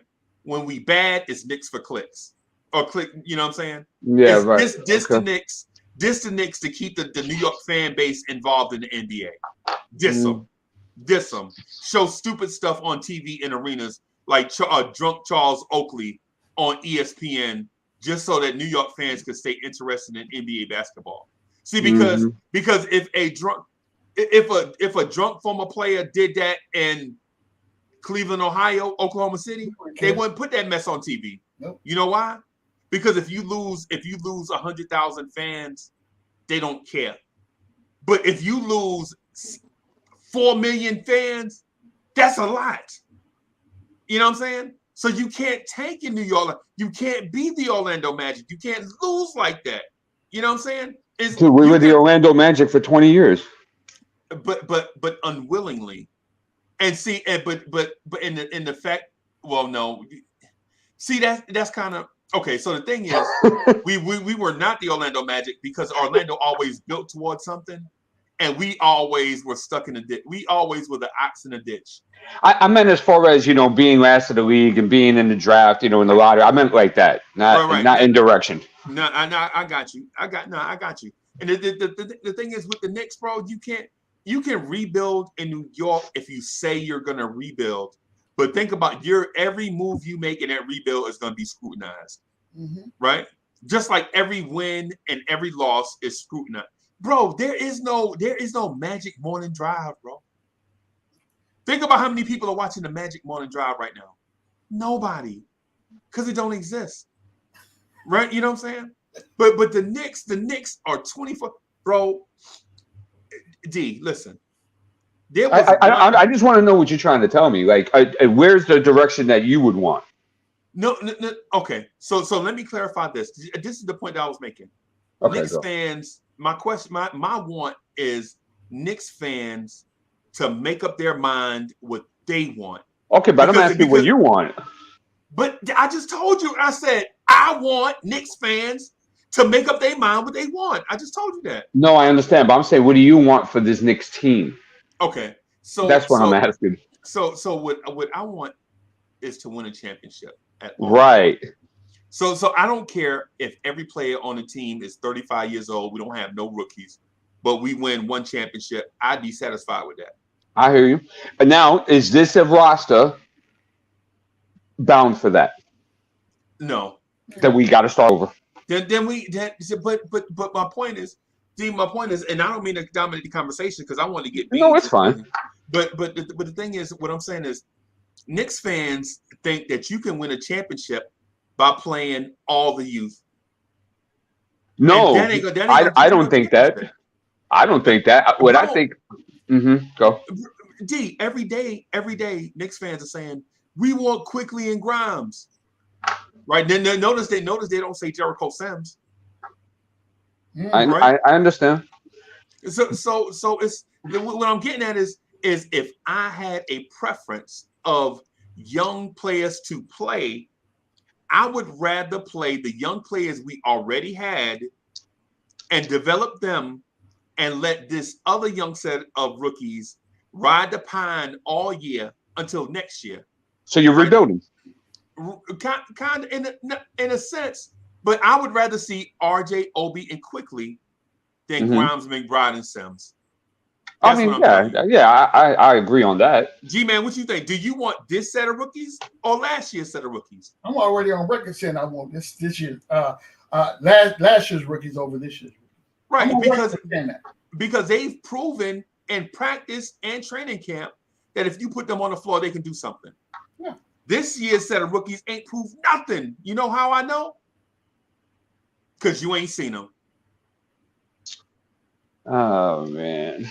Tim said, in order for you to get playing time, G-Man, can you tell him what Coach Tip said? Man. Quote, in order for you to get playing time, you have to be exceptional in practice. Exceptional. Not just good. Oh, boy. Exceptional. Now, what is your definition? Your definition of exceptional may be different from mine. But I'm telling you right now, I don't believe that McBride, Grimes, or Sims have outplayed anyone in their position at this point in practice. Or they would be on the court. Or they would be on the court. That's what I'm saying. I don't know about that. I really don't. So Miles McBride has outplayed Emmanuel Quickly in practice, but Tibbs prefers Emmanuel Quickly. That is what you're saying. No, what I'm saying is this. What I'm saying is that if you're going in the season, right, and now fortunately Burks has played really well, and he's really filled up a lot of those minutes in that Evan Fournier, RG Barrett split. So it's kind of alleviated some things, but I'm saying that if you don't have guys playing well, right, and Kemba and Evan, for example, are not playing well, you just got to see. You have to see. I'm not saying that, that Miles is playing better than Quickly, but Quickly's that's not what I'm trying to say. What I'm saying is that your guys on the court are not playing well. Let me see something else. Let me see what they provide, because I know if I bring in a Deuce or Quentin, my defense goes up automatically. Right. I know this already. Right. And I know that they're both capable of stretching out the floor. So why would I not just see them at least in spot minutes just to see what happens? You don't know. I agree with the spot minutes thing. I can deal with. So, like, for example, right, I always like bringing this example. Devin Booker, right, when he got drafted, right, he didn't play a lot that first half of the season, right? And then they were like injuries all over the place. And he played the second half, he exploded because he got time. You got to give him time. But it took for Brandon Knight, Isaiah Thomas, and Goran Dragic to get hurt for Devin Booker to get those. I understand that, but now he's a superstar. Remember, Hornacek was playing at 3-point guard rotation. Remember that? Yeah, I remember. That's what got him the Knicks job. Because his offense was leading the NBA. And people were like, yo, we need more offense. Go get Jeff Hornacek. Who I believe, and I ain't gonna lie to you, I believe Jeff Hornacek is a good NBA coach and a great person. You know what I'm saying? I think he got a raw deal in New York. I've been wanting to put that on record for a long time. I think the thing that Kurt Rambis was doing to Jeff Hornacek was the most spineless thing you ever seen in your life. Your second in command is backstabbing the leader. You know what I'm saying? That's spineless, bro. Okay. You know what I'm saying? And I know that's a different topic, but back to the point, right? I don't think a lot of people do. But Devin, right? And there's many examples of that where, like, you gotta play them. And Tom don't play. Look, come on, let's be honest, man. How good has Obie looked this year in limited minutes? Great. Look, he ain't getting no playing time. Right. That's unfortunate, bro. That's unfortunate. It's not like Obi Toppin is sitting behind a bum. If Obi Toppin was playing like that behind Noah Vonleh, then we'd be mad as hell right now. You know what I'm saying? Yeah, I hear that. Oh, hell yeah. We'd be bro. If Obi Toppin was playing, who else did we have at if Obi Toppin was playing behind Quincy Acey? Y'all remember Quincy Acey? If Obie was playing behind Quincy Acey, bro, we'd be riding right now. Right? Look, let me show y'all something. But Obie Toppin is playing behind an all-star at his position, bro. But Julius hasn't played that great. Come on. Like, let's stop it. Who's the best player on the team? I understand it, but he still hasn't played that great. What position does he play? And no, you don't have to name it because he still hasn't played that great. And plus, I mean, a good coach would fluctuate, and they would be like, you know what? Let me get Obie in this 3 real quick. Spot minutes. Let me see what he does. You know what? Let me put Randle with the 5. Spot minutes. Let me see what it does. You find a way to work him in because he's playing so well, and especially with the injuries, right? Mitchell's been out. Noel's been out for most of the time, right? Taj has been out the last 3 or 4 games, and still no change. Bro, I heard this conversation from Bulls fans before, right? Bulls fans used to be like, Tony Kukoc need to start because when he get in the game, he played excellent in the second unit as a backup. Bro, okay. So whose spot is he going to take? Michael Jordan or Scottie Pippen? Julius Randle ain't no Scottie Pippen or Michael Jordan. Julius Randle is an all-star. But listen. See, you fell for the trap part of the question. Oh, that was a terrible trap. Yeah, because I named 2 players, right?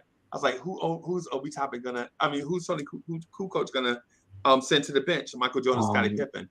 So here's the open-ended part of that I wanted you to answer, but you dodged it, right? No, I didn't. So, bro, listen. So let me ask. So who's Obie Toppin gonna take minutes from? Julius Randle or? It's not about taking minutes from people. It's about shifting him around in different places in different phases of the game. But you don't do it because Tom Thibodeau does not make in-game adjustments. So it won't happen.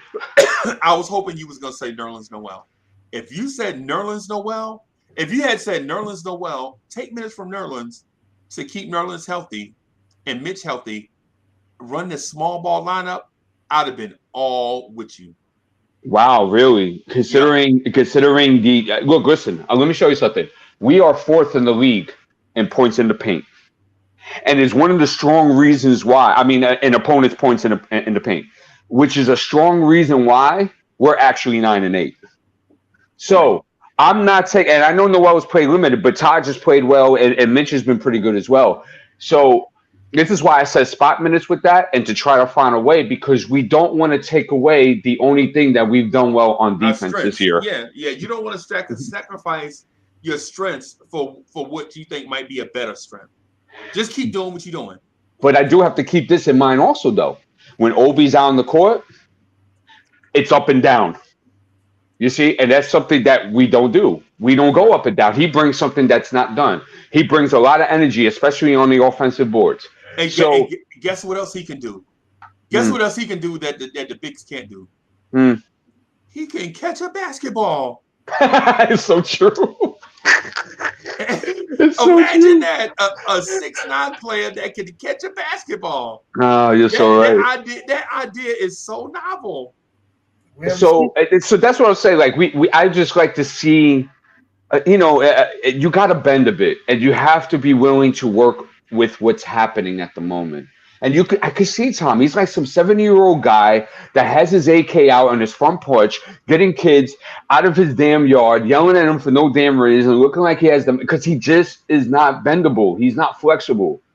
He just sees it one way and he goes with the one way. Look at this. We are 24th in the league in assists as a team. Right.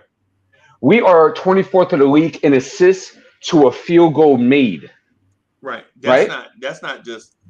Yeah, I understand where you're coming from. Right. Our assist to turnover ratio, right? We're 20th. We're 19th, but we're going to be 20th real soon, especially with this next 2 teams we're playing. So, look, and we brought in these guys, right? Yeah, we want to upstart the offense more, blah, blah, blah, blah, right? Yeah. Our 2-point percentage, we're 25th. Right. Okay. On 3-point percentage, we are 6th, right? Right. But we're taking a lot as well. And you see there's games where it works and there's games that it doesn't. And that's why transition, right? Let's see, opponents fast breaks. We're actually 12th in the league in transition defense, which is not bad, but we're 18th in the fast break game. So we're not pushing the ball. So I'm saying against good teams, it'll be very easy to play us because we're not pushing the ball. And you notice that teams that get good 3-point shooting, they got to get up and down in order to. So if you're in the half court, it becomes predictable. It becomes easier to play. And I think a lot of that is the bench with that 3-point percentage being so high. Okay. So it's a mess, bro. Well, so it's a mess. I don't want to blame Tibbs for it, though. He the coach of the year. Wait, I thought Sergeant put this to bed already. So all right, that's G-Man opinion. Hey man, well, I'm saying that I think it was a good opinion because that's last year. This is a different year, and I didn't like Tom anyway. I just don't like what he does. But I'm just saying that you have to admit, Freezy, there's something wrong with how he does things. You have to admit this. No, there's nothing wrong with discipline, bro. Like with me, I'm a believer. Like there are certain people. There are some people out there, right? There are two types of people in the world, and people are gonna be like, "No, I'm not this or that. I'm in the middle." No, you're not. You're either one or the other, right? Either you are structured or you're an artist, right? Either you're structured or you're an artist. The structured person lives by discipline and certain integrities. Right.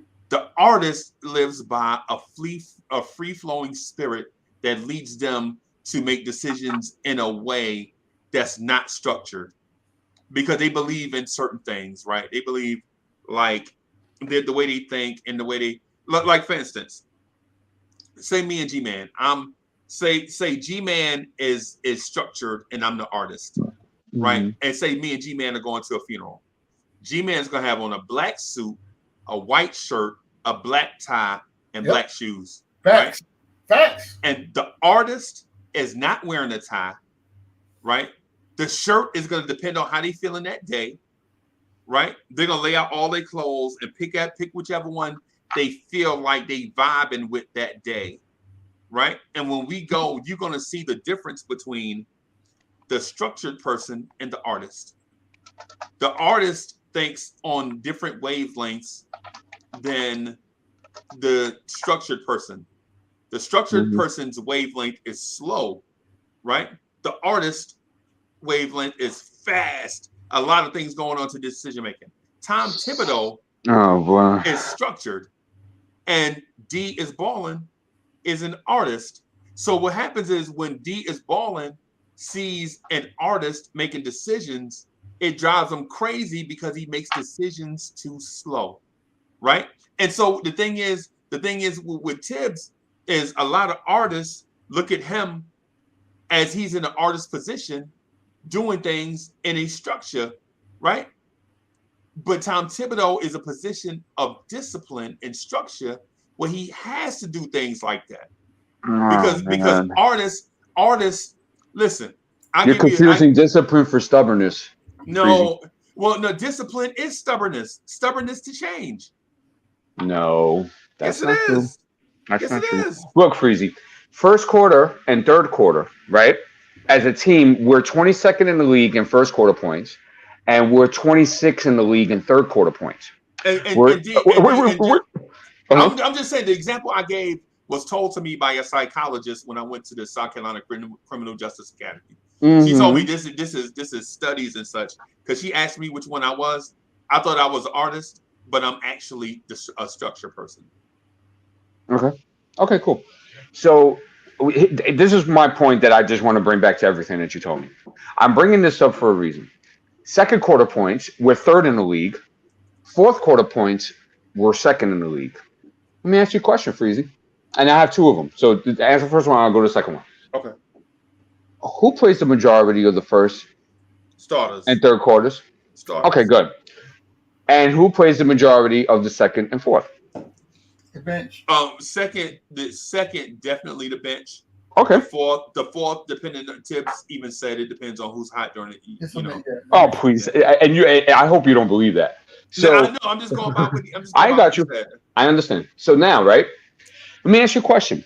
What do you feel when you watch the two units play? Because it is night and day. watching the two units, right? Yeah. What unit do you feel that Tom Thibodeau has more of his fingers on? Is this an opinion question? Of course it is. Okay. We're not there. So, this is us. We're just using our perception. Okay. So I think both units have Tom Thibodeau's personality. Right? And let me explain. So the first unit is methodical offensively, right? And they're struggling defensively, right? How is that, Freezy? How is that? They're 22nd and 26 in the league in first and third quarter points. They can't be methodical offensively with those numbers. Right. That's exactly why they are. That's exactly why they have those numbers, because they're methodical. They overpass the ball. Dudes not hitting shots. They don't have chemistry. You know what I'm saying? That's the way those. But the second unit is Tom Thibodeau's personality too. If you put Tibbs basically said, listen, if you play faster, you gonna clamp down on defense, because I'm not letting you run this pace unless you clamp down defensively. And all of us can admit, at least I think we can admit, that the second unit has a decent defense. No, they're fine defensively. Yeah. That's what I'm getting at. So I think they're both okay. sides So wait. of Tibbs' brain. Okay, so let me put it like this then. Then why, right, is when we watch the second unit, right? And I'm not going to bring up athleticism and stuff like that, because those are just guys' bodies, right? But why does the ball move more with the second unit than the first unit?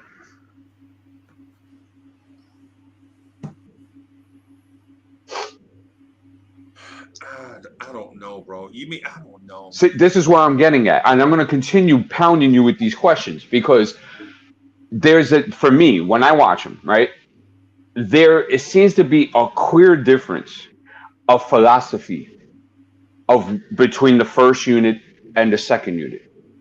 The second unit looks like they enjoy playing with each other, and it's limited, but they enjoy it.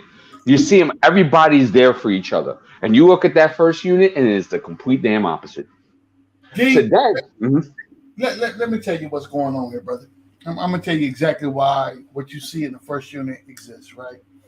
So imagine if you own a corporation and you hire 5 different people to come in and do 5 different jobs, but they have to work collectively as a team, right? They understand they're getting paid to do a job. Oh. So at the end of the day, this sounds like a platoon right there. Yeah, see, look, I'm going to take it back down to the squad level, Freaky. The squad level. So you have a squad leader that says, okay, yeah, in order for me to be successful, I need for y'all to be successful. Yeah. So I don't care what your strengths are. I don't care what your weaknesses are. You're going to execute this plan the way that I designed it. Yep. At the end of the day, if you do that, we will be successful. That's what the squad leader is going to tell you. That's what Julius Randle is going to tell you. Yep. So when you get out there and you figure out that your opponent is not going for said plan and you have to adjust, you're not at the liberty to adjust because you are so dead level set on your plan. The second unit comes in, they've had the fortitude to be able to sit back and watch what's going on the court the whole time. And each person on the bench right now is picking out the weak spot. Like, that dude right there, I got him. If he's still in the game when I get out there, I got him. But they're going to sub. Right? So I also want to bring to light that when the second unit comes in, 9 times out of 10, they're not playing against starters. They're playing against the other second unit. Yeah. Exactly, right? So it is what it is. But we've also seen stints to where our second unit is playing against the opponent's first unit, and we run them out of the building. Why? I was just going to say it. We have, look, it's like this. We've seen that 2 times in 17 games. When you go to the park, it's been a couple more times than that first. You go to the park. No, I'm talking about closing. I'm talking about closing the game. Close the game. 4 quarters. Oh, okay. I was talking about the course of the game, but okay. So when you go to the park on Saturday morning, right? You get up, you get your breakfast in, your mom makes sure you get your toast, your eggs, and you go out there because she knows you're gonna be out there to the street lights come on, right? She want to make sure you fed. So you walk out there, you put your name on the chalkboard, and you look who's got it going on, and you pick at least 2 people that everybody else glosses over. But you've seen their internal skill set, right? That's our bench. I'm telling you right now, that is our bench. So when you allow people the freedom to go out there and play freely, you get a whole different dynamic. I don't think the first squad gets that opportunity. That's just my opinion. Okay, good. So thank you, Sergeant. This is where I'm getting to. So Tom definitely does have his fingers more in that first unit than the second unit. Yeah, absolutely. Okay, cool. Right. So now, right, because listen, since Freezy wanted to bring up psychology, let's talk some psychology real quick, right? Well, you don't want to go there? Why not? Why? I don't want to go there. I don't want to. I just want to. Let's go. I mean, Freezy brought it up. I was just saying I wanted to add on to something. So, okay, cool. I'm not. Look, I ain't long-winded like some of y'all, man. Okay, so I get my point, and I'm out. So I'll say this: people, right, that are control freaks, right, or that want maniacal control. You know what's something that they hate? They hate change. Right. Yeah. You see, because if it ain't the way that they want it inside their little world, right, inside their ego, right, something wrong, and they ain't gonna have it. Uncontrolled change. Right, because they disciplinarians, bro. This is Tommy. Okay, Tommy is a control freak. Okay, and it's like there's a lot of guys that have come out throughout the years. I think Kyle Korver was on the JJ Redick show. That's a while ago. He was like, "Yo, Tibbs gave him the business." And it seemed very unwarranted, especially with the career Kyle Korver had. And it was like, yo, like he would just get on me, yo, like for nothing. Right. And it's just like, so there seems to be an imbalance. Kyle Korver was a poor defender.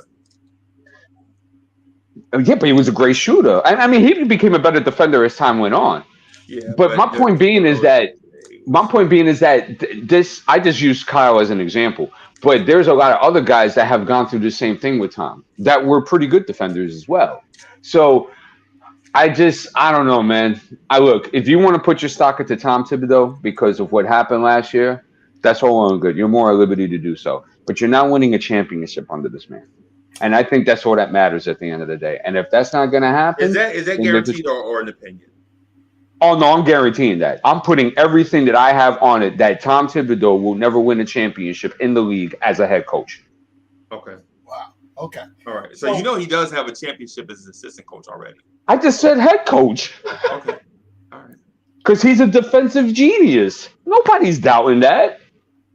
But coaching is not just, it's easy as an assistant and you're in charge of defense and you get, and you set it up and you got to go. Right, going through the course of a game, you got to develop your players. You got to make sure everybody's good. 1 to 15. There's so many things that come with it. That I don't think the personality of Tom Thibodeau can do those things. So I'm just saying that if y'all want to deal with mediocrity, y'all could do that. No. And it's going to be first round, maybe a second round every season. No. But it ain't going to be to the promised land. We'll do that. So one thing that D just said, Freezy, got me to thinking, right? So when you look at and I know this is a Knicks channel, right? But I'm going to take you someplace real quick. Think about the championship team of a Kansas City Chiefs. I was going to say Dallas Cowboys. How about them? No. Look. Look, I love Dak Prescott right now because it got me a win in my fantasy team. For sure. Lord. Yes, sir. But I ain't gonna go there. I'm gonna talk about Kansas City real quick, right? So when you look at a Kansas City organization, the person that got all the accolades after they won the Super Bowl was Andy Reid. Right. But the person that orchestrated the win was Eric Bieniemy? Eric Bieniemy. So and to D's point, when you look at a head coach is always going to get the brunt of everything is right or wrong with the organization. Got it. But at the same time, the head coach has to have enough wherewithal to say, when Freezy comes to G-Man and say, G-Man, check this out. What you're thinking is going on right here with this particular opponent, that's not it. You need to think about it from this point. Now, I have two options at that point. I can say, oh, the hell with that, Uncle Freezy. I'm the head coach. I'm going to do what I'm going to do. Or I can say, you know what? That makes perfect sense. Freezy, what would you do, or what adjustments would you suggest that we make at this point? Right. I don't think we're there yet, Freezy. I'm just saying. I believe two things. The first thing, I believe that Tom understands that there is a shelf life on his contract, regardless of what his contract is. There's a shelf life because we can always do different things with the contract situation. And then if the person that I feel like is pushing me, in a direction that I'm not comfortable in going, because that's trying to further their agenda, then I'm not going to listen to that either, because I'm so self-confident in what I have going on. Look, I tell you this, ladies and gentlemen, boys and girls, children of all ages, everybody that's watching and that will rewatch this, at the end of the day, we want the New York Knicks to be successful. We want us to win games. We want us to win games in a matter that is definitive, and it leaves no question. Right now, we are not there. I believe at this point, watching the games that I've watched thus far, we have no identity. I'm just saying, none, zero identity of what we want to be as a basketball team. So I don't know if that's a Tom Thibodeau making a wholesale life change after 6 years. I don't see that happening. No, hell no, yeah. That's not happening.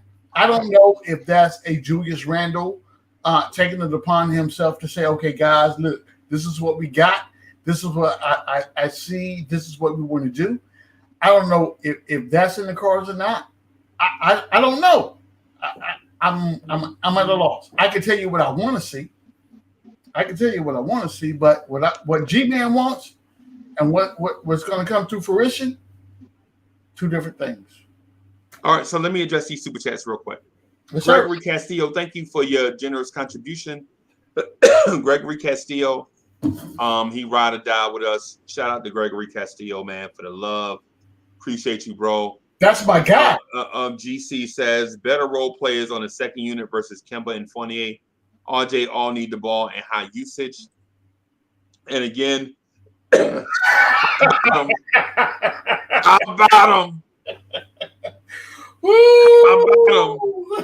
about them Cowboys? And I am not a Cowboys fan, bro. I'm the complete opposite of a Cowboy fan. Hey, listen. So Freezy's not gonna tell y'all this, right? Nope. But we are in a fantasy football league together. Yep. And Freezy and I played each other this weekend. Yep.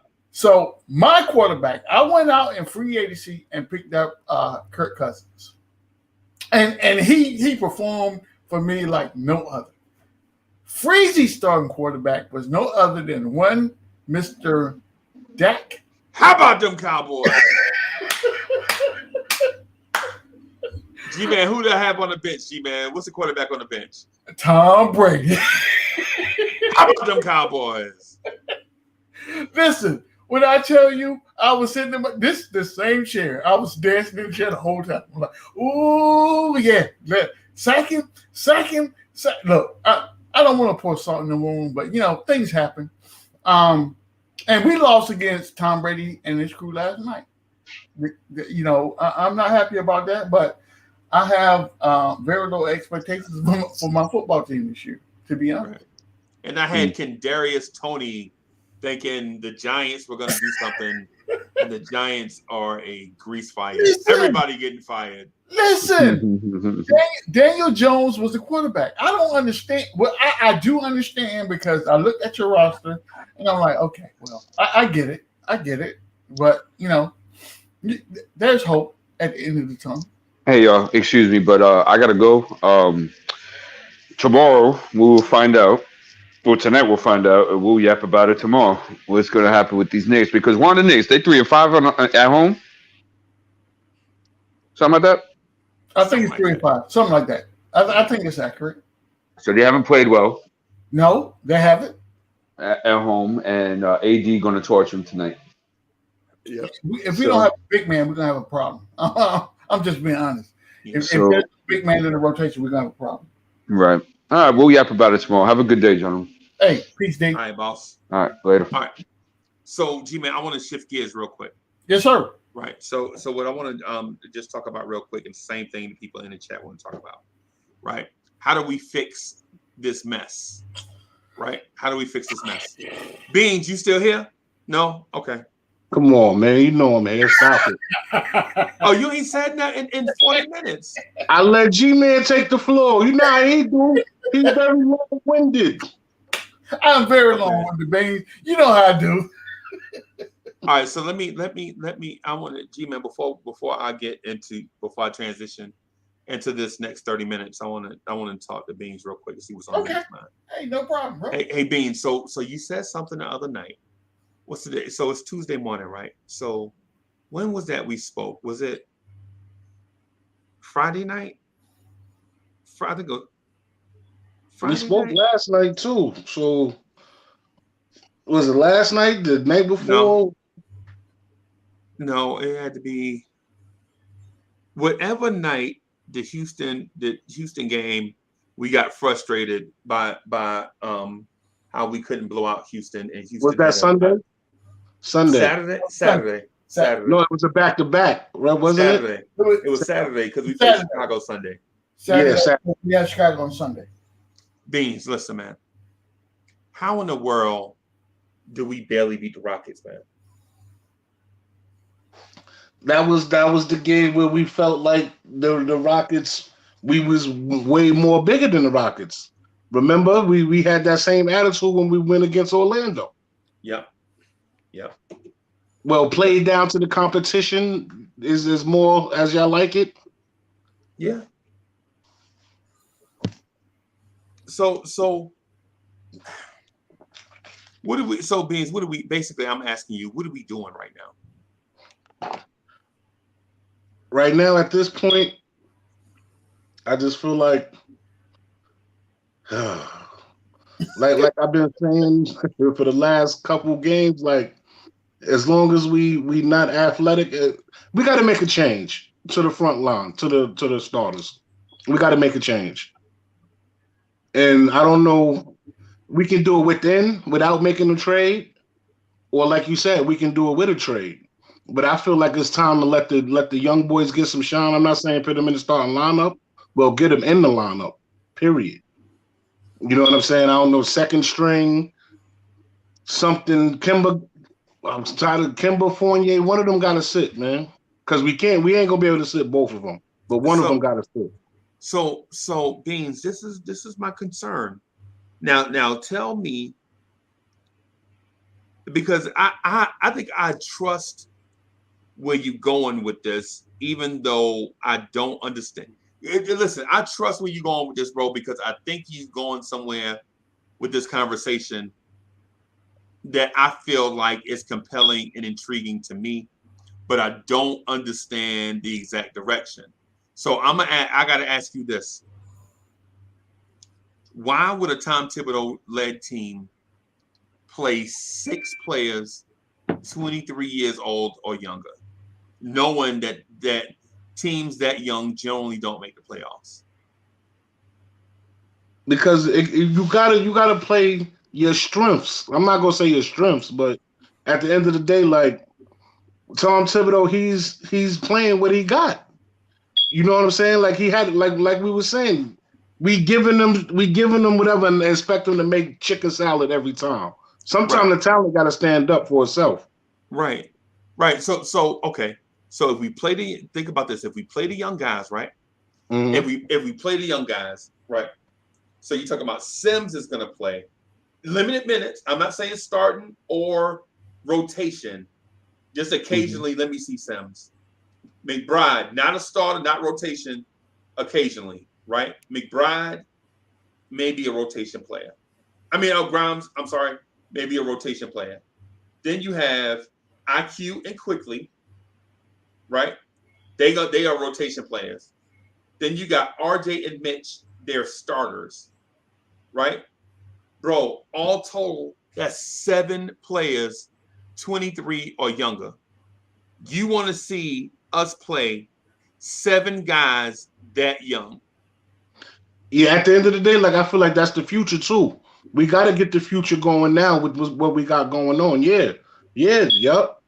This is which one of those 7 players is going to be a star? I feel like Grimes got the potential. I feel like IQ got the potential. I feel like. Did you put RJ in there? Yes. Yeah, RJ, he got the potential. He's just not consistent right now. I feel a couple of them got the potential, but for some of them, we're not going to see. We already know Sims needs work. Yeah, Sims RJ need work. Mitch need work. Yeah. But I'm talking about need work. Obie need work. Yeah, they all need work. But they all need minutes in order. They all need minutes in order to hone their craft, right? Yeah.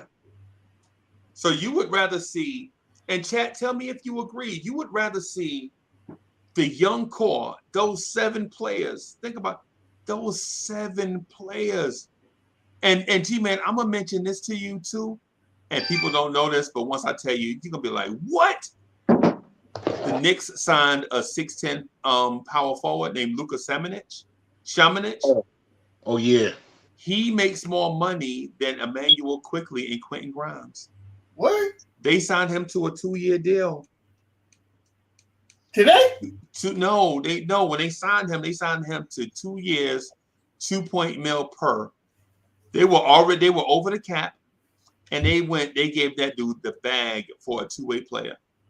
So they believe in him also. They believe he's got a future with the team. You don't sign a dude to $2.8 million. You remember when we laughed last year that Norvel Pelle made more than Mitch? Yep. Remember we laughed about that? Yep. This dude makes $1 million more than Norvel Pelle was making. Wow. He in the G League getting busy too. Yeah, he a baller. He just needs time. Busy. You gotta check him out, G-Man. I'm gonna have to look him up. Yeah, and so the thing I'm getting at is if y'all want to play the kids, there's a 10-man rotation, right? I named 7 people. What veterans are you playing? Julius, Burks, and D Rose. Yep. That means Fournier ain't playing. That means Kemba ain't playing. That means Nerlens ain't playing. You know what I'm saying? I mean, come on. You know what I'm saying? There's no way to even stay healthy. You get what I'm getting at, G-Man? So if you play all the kids, that means the only vets you're going to play is Noel, Rose, and Burks. So what do you do with Kemba and Fournier? So I'm gonna tell you what the conversation was play the kids, right? Yeah. That's what the chat was saying. Play the kids. Yeah, but at the end of the day, right? White Falcon, right? We didn't even mention Julius. Yeah. so now Julius is one of the vets. Okay, Julius. So who do we say? Julius. We said Julius, Rose, and Burks. Okay, yeah, okay. Yeah, you're right. I'm wrong. Okay. I mean, at the end of the day, I understand. Like play the youngins. I get it. I do, because you don't know what you have, and you always want to look at, the bright light at the end of the tunnel, right? But I'm telling you right now, if I'm paying somebody an exuberant amount of money to play basketball, guess what's going to happen? You're going to play basketball up until the point to where you're not playing basketball, and we're going to have a conversation about how much money I'm paying you, and then what your role on the team is, right? So again, I talked about before giving you just enough rope to hang yourself. Mm-hmm. So if you are in a Evan Fournier position, if you are in a Kemba Walker position, then we brought you in here to do a job that you're not performing at an all-time level. All right. So I paid you this amount of money to come in and give me this production. And production could be, let's just say, 11 points a game, 3 assists a game and to be at least 50% from the free throw. If you can get to the free throw line. Because right now, you're not really you haven't been driving to the basket to create that the old school 3-point play. I'm telling you guys, I don't know what the fix is, but I can tell you what the fix is not. The fix is not going with the young core. That's not how we win. Now, am I saying that a young core can't play? No, that's not what I'm saying. What I'm saying is we have to be realistic. You're asking a JV league team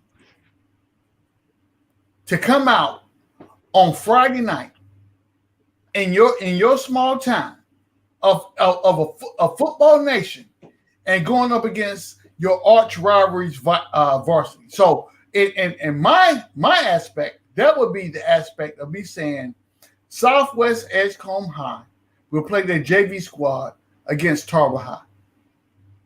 And get smoked. All right, I understand. 77-0 in the third quarter. All right, I understand that. So you rather have our varsity league look like JV to other teams?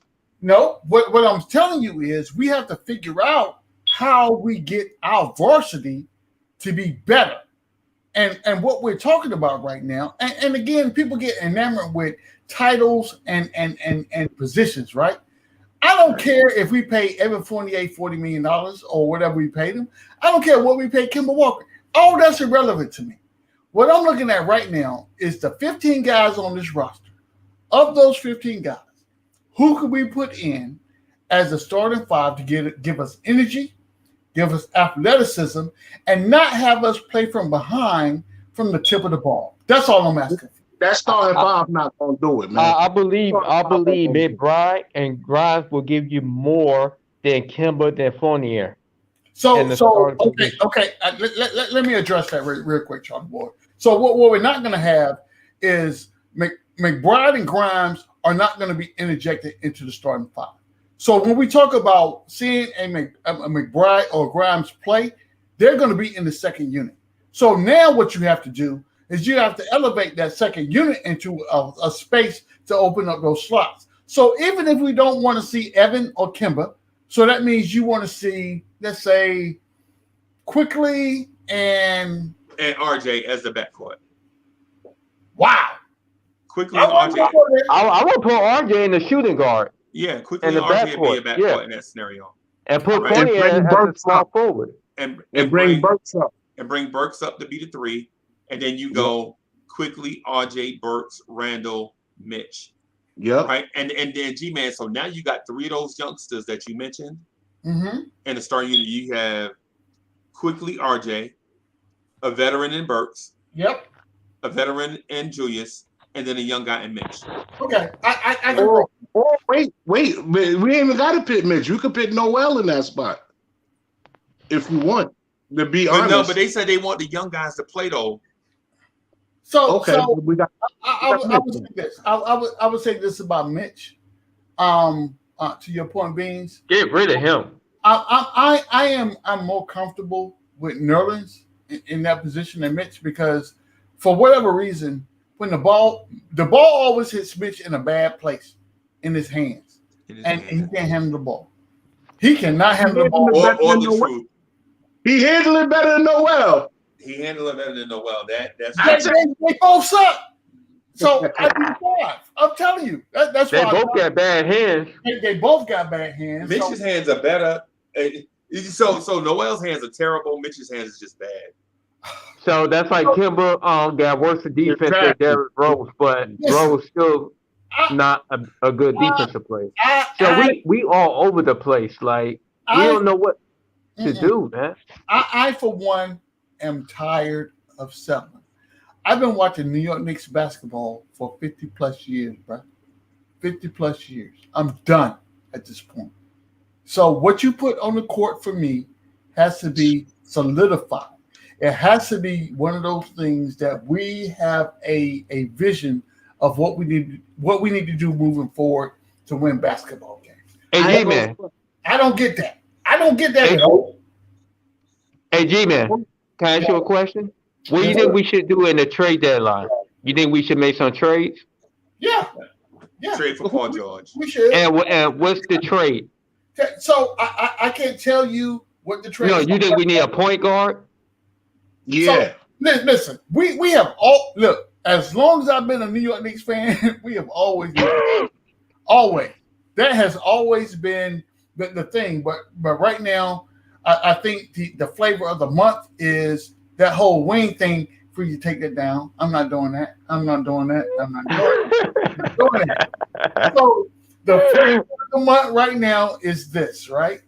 I think that GI, my man Ghetto Intellect, has the 6'9" wing thing that everybody's buying into that we need on this team to move us forward.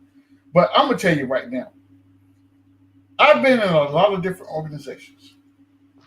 The organizations that have prospered or those that have a captain of the ship. Yeah. They have a mind frame when we come into whatever event it is, there's a game plan. And we stick to the game plan. And if the game plan doesn't go off as we thought it would be at the offset, then we're able to make adjustments.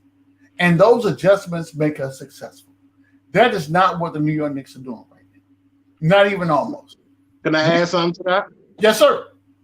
All right, this is crazy right here. But let me ask you one quick question, Freezy, before I answer that. Instead of quitting Grimes, can we give him a first round pick? All right, think about that.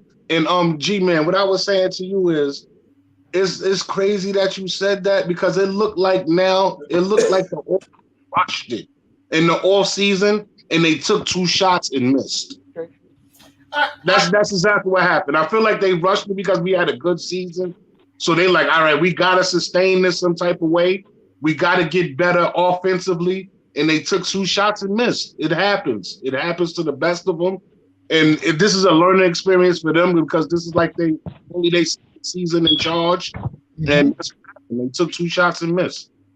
So Beans, I will agree 100% with what you just said, right? Because I believe when you get a little over anxious, the first shiny toy that you see looks good for you. You know what I'm saying? This is why people tell you when you're hungry, don't go grocery shopping because you're gonna buy a whole lot of stuff that you really don't need, right? Because that's how you feel, and I believe that's the same feeling that we had when we had the opportunity to go get a Kemba Walker or a Evan Fournier. But at the same time, we all in agreement that this would be an upgrade from what we had the previous season from an offensive standpoint. Now, what we did realize is how horrible we would look on the defensive side of the ball. We didn't know. But now we know. Look who here. Our mans is in the building. Go. Rob, the knowledgeable Nick. Rob, that Nick is in the building. Man, y'all better quit lying on Mitch. Y'all better quit lying on Mitch. Oh, boy. What did we say bad about Mitch? What's that? Don't be lying on Mitch. What did we say bad about that? Mitch had good hands? What we say? Mitch got great hands. Noel don't have no hands. Oh, my God. Mitch averaged for his career less than 1 turnover a game, 0.6 per game. Look, Rob, I'm not talking about stats. I'm asking you to trust your eye test. So I do. Look, Mitch catch things in the air. Mitch does not fumble the ball. You got it mixed up with Noel's. Mitch handles the ball great. Look at his stats.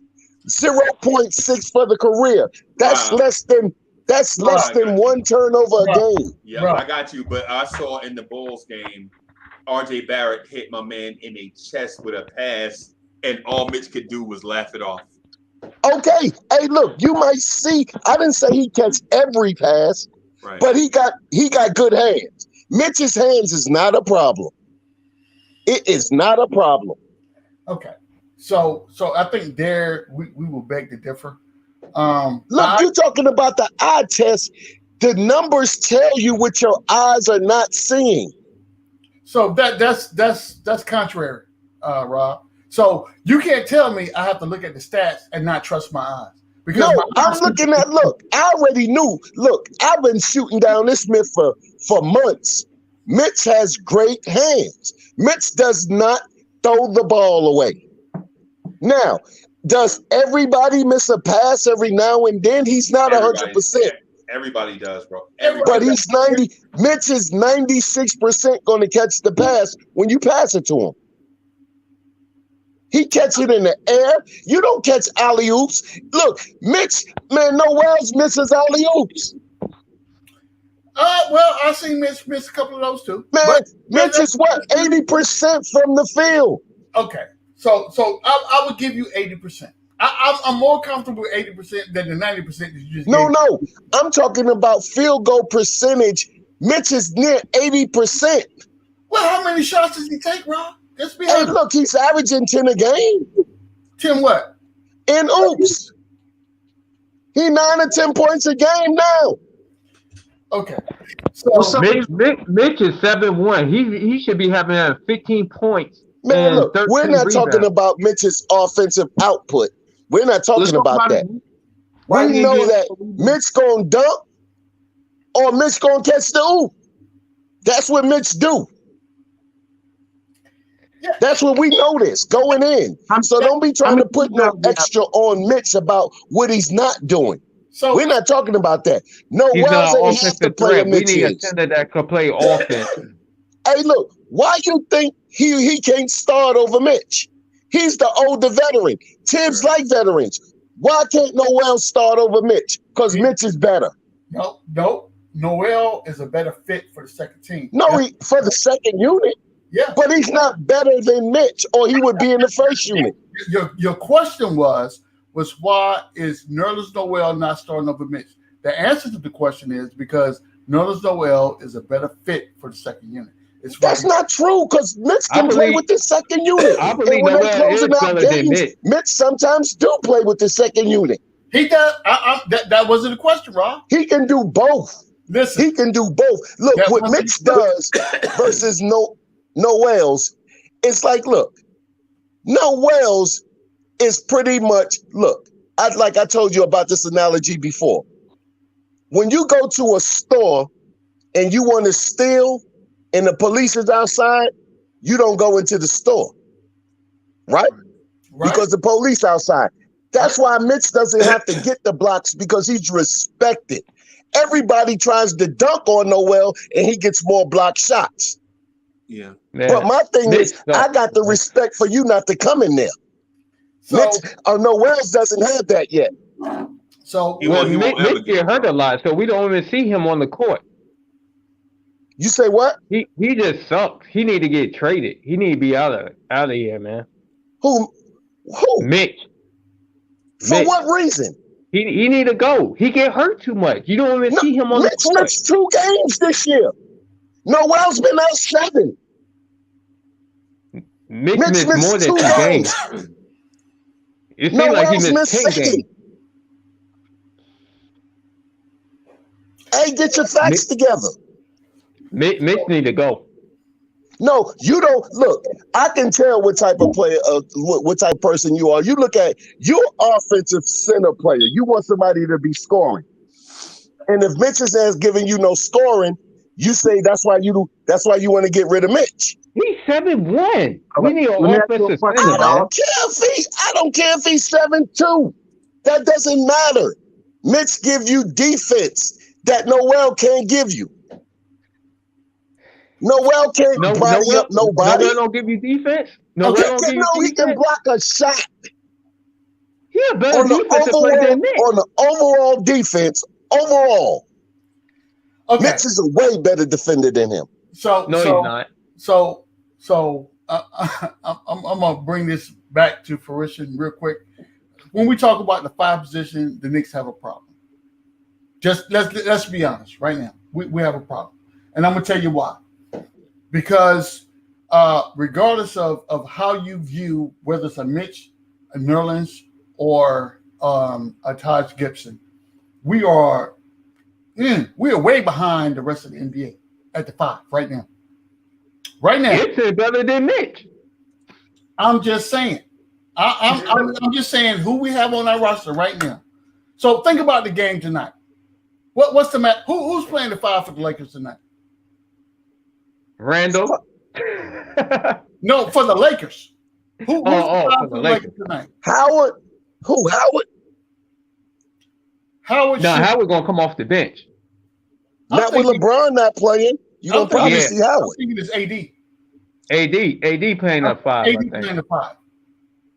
So based on the people that we talked about, and we don't even know who's playing, whether it's Mitch, Taj, or we know Taj is out. I think we know Taj is out. Yeah. Is that fair? Yeah. Okay. So we're talking about Mitch, who is on concussion protocol right now, and we're talking about always stay hurt. Notice Noel. So those two. So who wins that matchup? Between whether it's Mitch or Nerlens, who wins that matchup against AD? Who wins that matchup against AD? AD is suspect. He's going to give you some points, but he ain't going to stop nothing. And if you want to know what the Knicks' problem is, why nobody talk about RJ? Why nobody? You can talk about Fournier, but everybody don't want to move RJ. RJ been sucking the last 7 games. Nobody can't bring up his name. Why is that? Yeah, I agree with you with that, Rob. I agree with you with that. RJ needs to step his game up. He needs to step his game up. He needs to score 15 or 20 points tonight. So RJ is 40 for 140, 157 the last 8 games, and nobody mentions him when you're talking about these losses we're coming up with. RJ is the problem.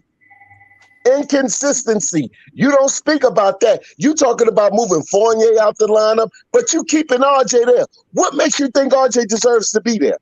We know what Mitch gives you. Mitch gives you defense. RJ's supposed to give us points. We're not getting that. Okay. And you're not bringing him up at all. You're looking at a matchup on the defensive end, and you're talking about, we had a disposition because of Mitch. What about RJ? So that's 2 separate conversations. But that's the bigger problem.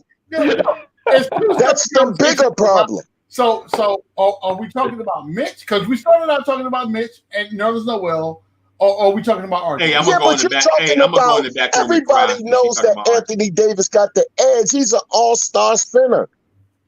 So he got the edge. That goes without saying. So what is the conversation we're having right now? Because the conversation that y'all was talking about, what's the problem with the Knicks offense? It's RJ. That's the problem with the Knicks offense.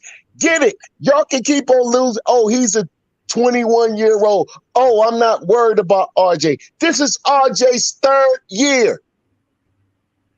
But you got 2 veteran players in the backcourt that's supposed to be getting you 11 points a game.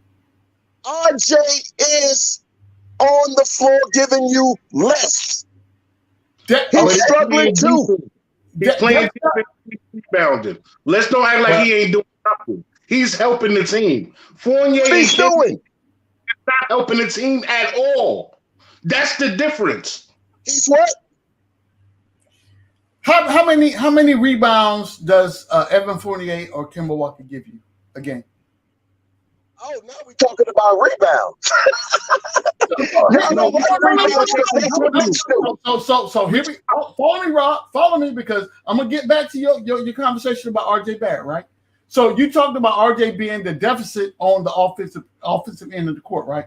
He's not giving you whatever points we feel like he's supposed to be giving you. That's not why RJ Barrett. Nope, he's not. You know why RJ gets more accountability? This is why RJ gets more accountability. This is supposed.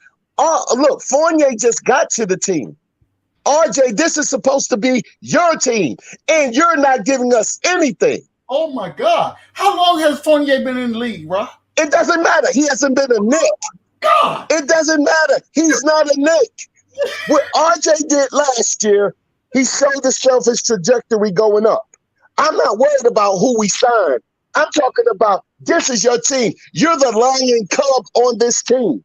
So whatever Fournier gives us, we're going to work with. But this is your team. The pecking order is Randle, RJ, Fournier. He's still the 3rd option. He's the 2nd option, and we're getting fourth option work from him. Okay, so is he the third or the second option? Which one? Who? RJ. RJ is the second option in the pecking order right now because he was on the team. You got to fit Fournier in. RJ gets more shots than Fournier right now. So he is the second option. Okay. So in your mind, what you're telling me right now, I want to make sure I understand this. What you're telling me right now, the pecking order should be the ball goes to Julius first, then RJ, then Evan, then Kemba. Is that accurate? Yeah. Okay. All right. So when we're playing teams that are more athletic than us, that takes all that out of the equation, and the ball is in the backcourt's hand, and they can't produce. How is that an inclination or a strike against RJ? I tell you, just like this here, as far as an athletic team versus what we do, then it's more bully ball. We don't worry about what the other team. If you athletic, you athletic. That's a style of play. That's a person that's that. That has nothing to do with you not putting this ball in the hoop. Ooh, but the starting five is not athletic, Rob. That's my point. Look, let me tell you something about this athleticism that y'all been talking about. Look, when you look at the top echelons of the NBA, the top, that's why we can play a solid game against the Bulls because they veteran oriented and we can stay close with them because that's how the top teams are built. All the athleticism that you see, if you really look at it, is them young losing teams. You got the Rockets athletic. You got Oklahoma athletic. None of these teams are winning. So you want to balance your team with strong players, with quickness, some athleticism. Not a whole lot. Not the whole team have to be athletic because Milwaukee is not all that athletic. The Lakers are not athletic. All the top Denver is not athletic. All of these teams are methodical, half-court teams. Those who win in the NBA. Yeah, you'll get a flash in the pan with these young athletic teams, but look at their records. Look at their records. All of them got losing records. Would you consider Chicago athletic? No. So they got athletic players. That's a couple athletic players on their team, but they're not athletic. Not at all. How many we got in the first unit? How many athletes we got in the first unit? None. In the first unit, the only athletic dude we pretty much got that you can say is athletic in the first unit is Mitch. Now compare that to other teams that got 2, 3, and we got none. Okay, but look, like I said, they might have 2. We got 1. Okay, you take out Kemba, you put in quickly in the starting unit, then we got 2. So look, that's the personnel decision that we have to make. We can get athletic. We got it on the squad, but athleticism doesn't get NBA titles. It gets good fan if it gets your seats full. But New York already get their seats full. So we don't have to worry about that. Tell me an athletic team that's winning right now. All these athletes got 5 athletic players. Who winning with that? It's all blame could be spread around. Like the other point guard on the team, right? The other point guard shouldn't be scoring more than our shooting guard and our point guard together. And the second leading scorer on that team last year was RJ. If y'all not holding RJ accountable for his parts, no. We hold him accountable. I'm just saying, like, no way another point guard should have more points than our shooting guard and our point guard together. Hey, look at here, man. You got one guy playing on one wheel.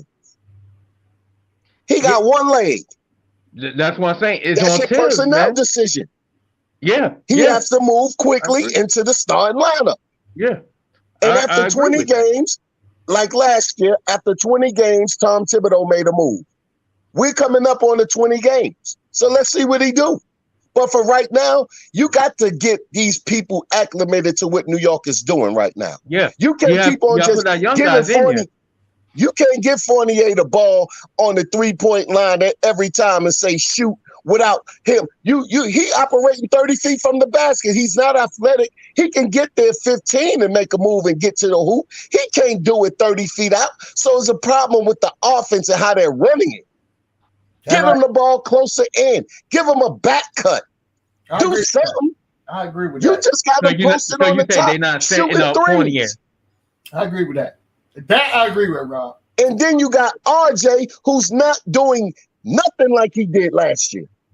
Yeah. All of this summer practicing, he's not doing nothing. But everybody want to skip by him because of his age. John Moran is his same age. He's not having no problem. Yeah, that age got to go. That age got to go. I ain't Y'all get that age. Start holding RJ accountable for putting up these bricks. Yeah, if you're a baller, you're a baller. You know it's what like I'm saying? He putting up bricks every now and then. Once a week, he'll have a good game. And then we want to talk about what we think the problem is. The problem starts with the people who was on this team last year. And if RJ is struggling, then Fournier going to struggle. And then you already got Kemba on there on one wheel. Yeah. So look at the big picture. It's easy. RJ is the problem. Because if your Randle is giving you what he gave you last year, somewhat, the only one who's not, and his stats are falling fast, is RJ's. RJ is turning into Landry Fields right before your eyes. What? Landry Fields. The jump shot is inconsistent. He's methodical to the basket. He can't get up off the floor. His footwork is kind of bad. He can't be Paul Fizz because he doesn't have good footwork. Yes, he can rebound and do other things to help you. We could get that off the bench. Send RJ to the bench and put somebody in there who can do the job. Put in Burks. I bet you Burks and Fournier work good together because you got somebody that can hit some shots. So Rob, in your opinion, what's the fix? I'm not talking the long-term fix, but let's take this game tonight. The game we're playing tonight against the Lakers. Look, you start off with, the Laker game is going to play better because they play half-court basketball. That's championship basketball. We ain't going to really have no problem staying in this game. If anything goes to the blowout side, it's going to be the Knicks blowing them out because they home. But the style of play is the same. We play half-court too, right? That's right. So we can cover better. We don't got all these back doors and all of this crazy stuff happening because then even you don't have LeBron on the floor. The Knicks probably going to win this game. I'm going away. You got Westbrook who's going to jack every shot he takes. Now you got an athletic Westbrook playing with methodical players, and who's the one suffering? Westbrook. Right. It doesn't work. The Knicks is going to be all right tonight. It's those young, fast teams that's not playoff ready that we have problems with.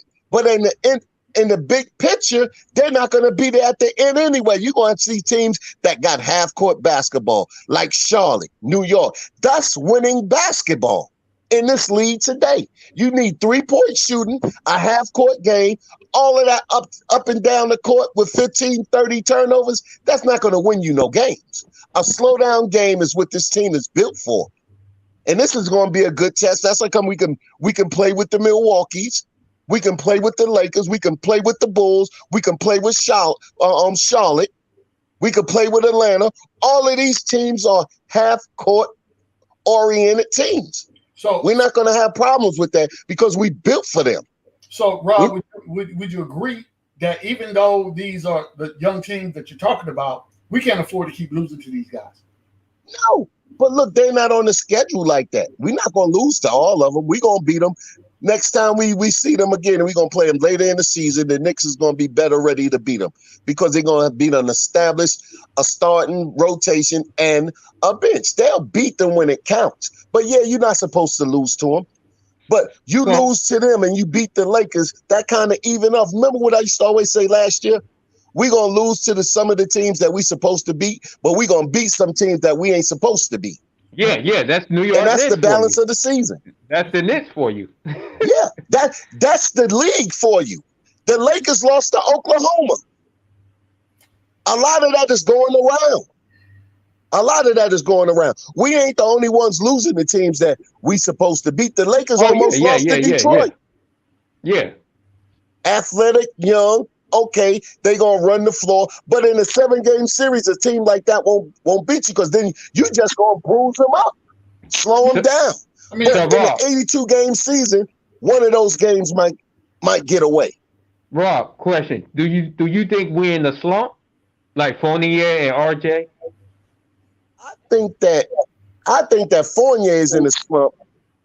RJ, he might just be an inconsistent shooter.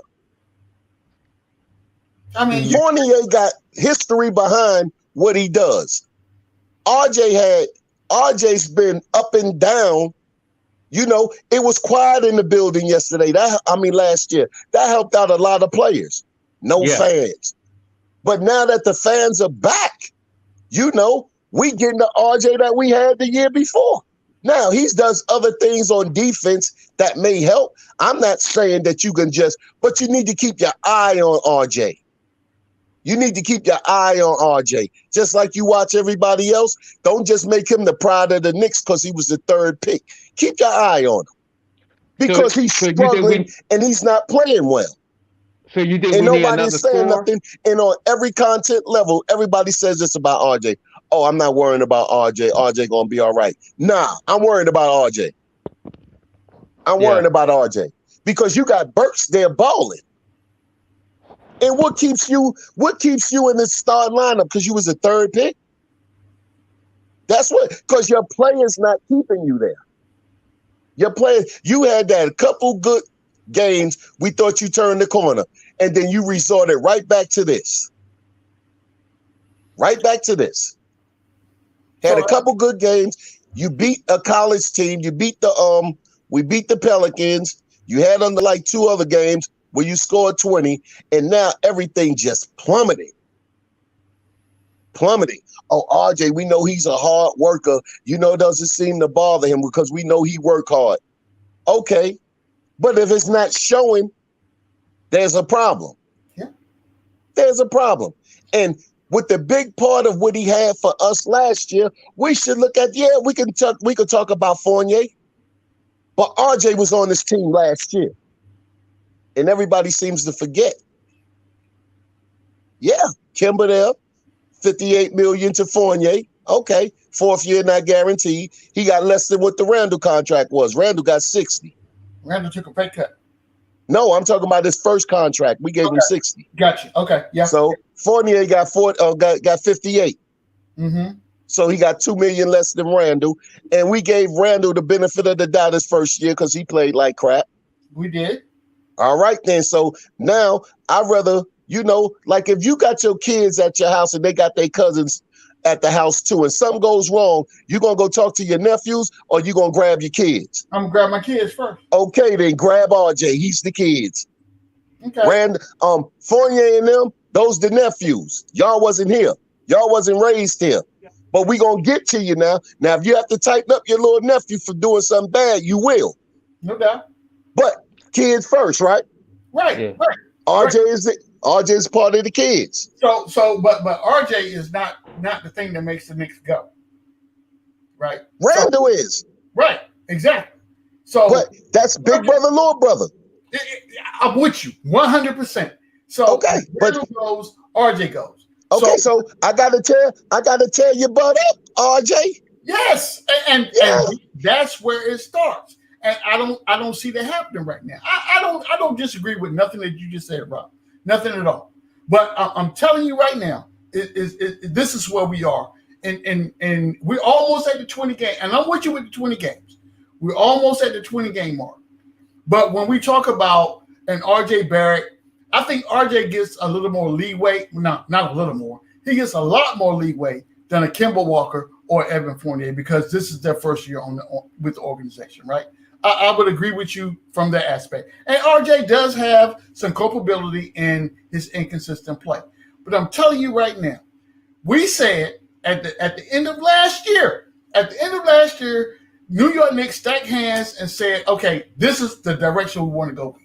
We're going to bring in these 2 guys, hoping that their offensive paralysis would be a detractor from what they lack on defense. That's what we were expecting. Hasn't come to fruition right now.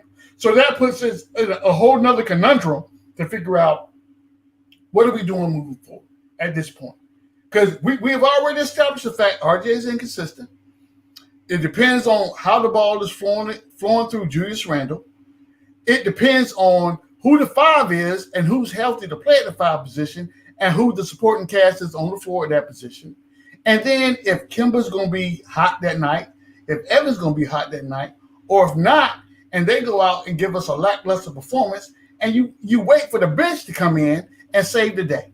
And that's not always going to happen, because that's when we get into talking about these athletic teams that think in their mind that they have a chance to beat us. The Houston game. I saw this happening in front of my eyes, right in front of my eyes. Houston felt like they were in this game up until probably about 2 minutes in the fourth quarter.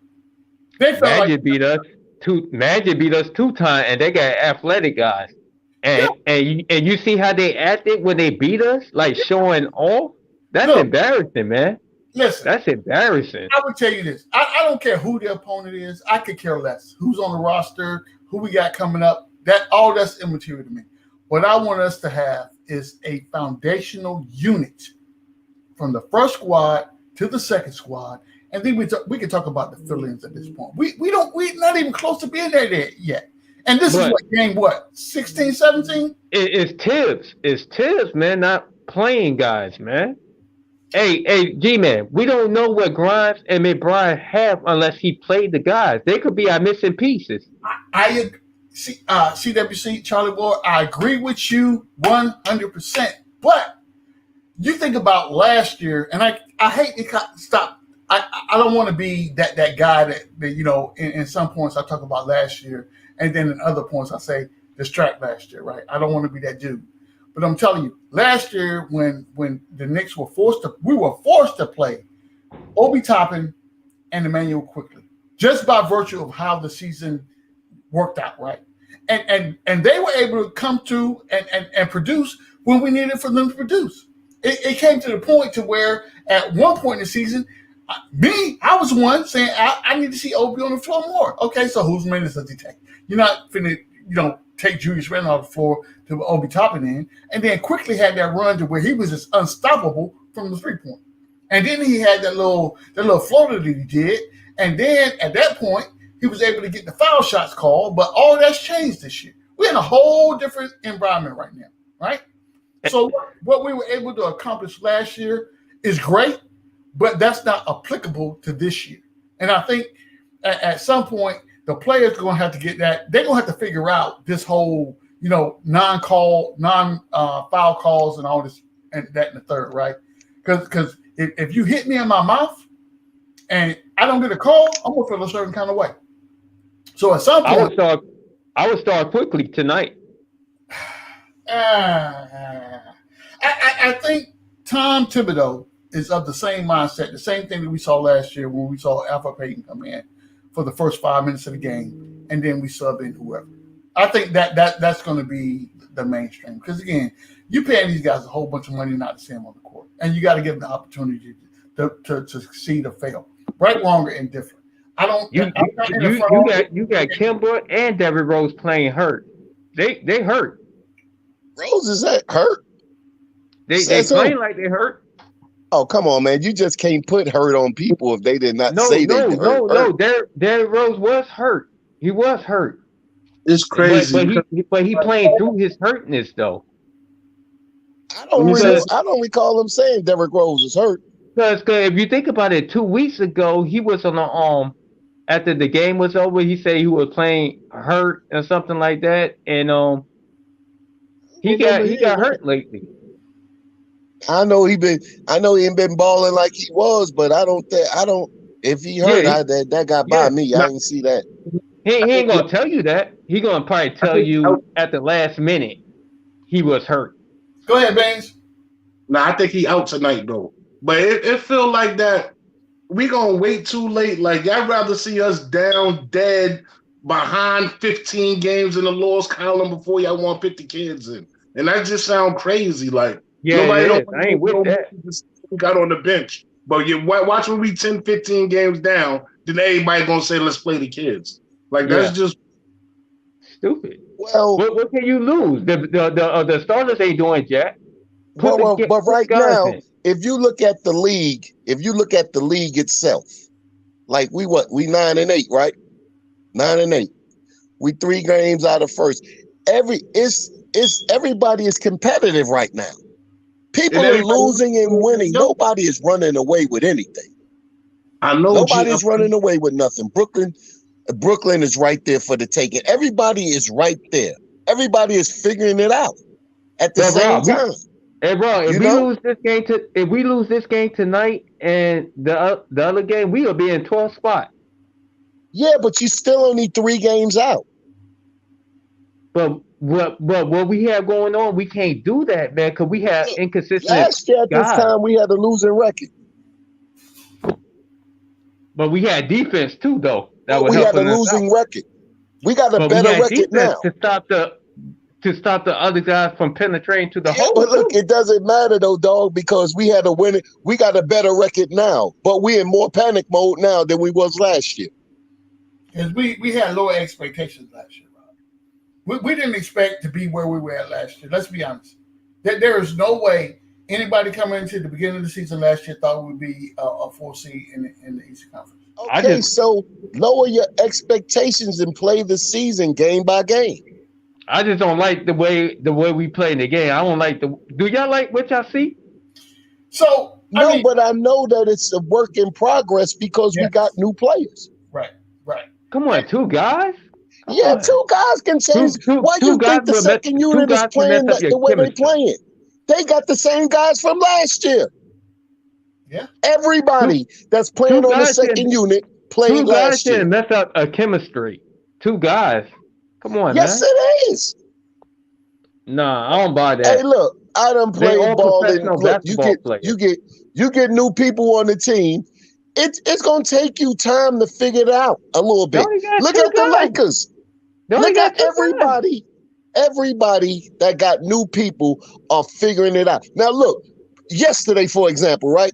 We lost to the Bulls on Sunday, right?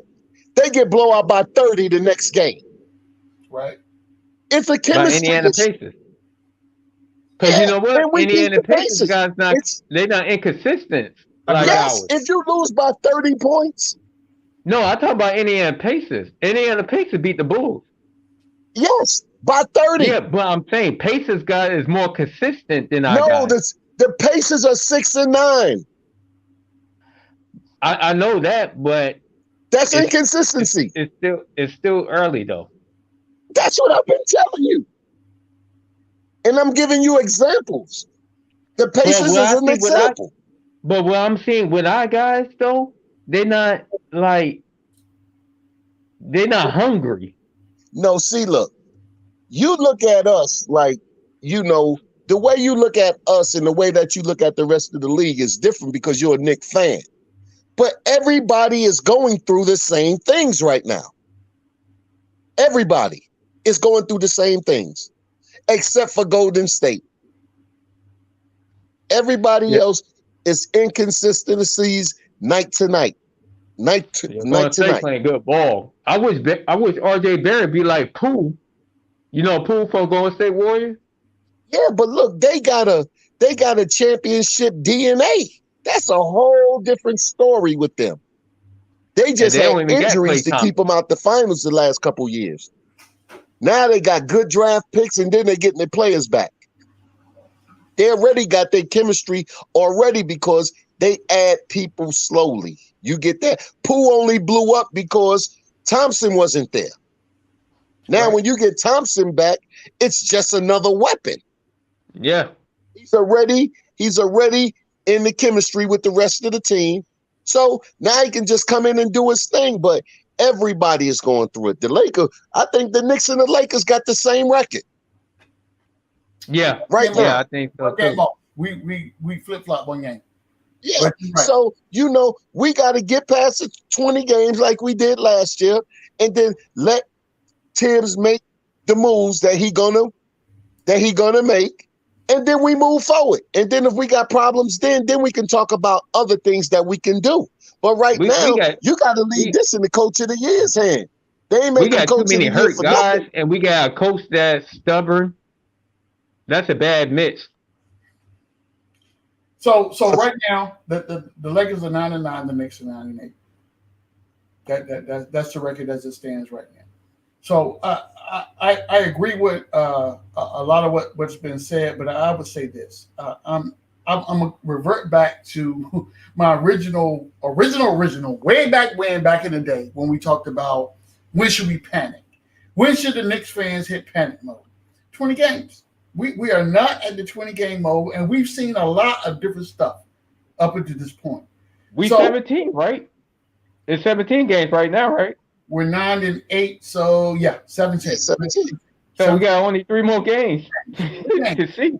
So, but this is the thing, right? And you hit on a couple things. So it's going to be determining about who's healthy to play, who's not, right? It's going to be determining about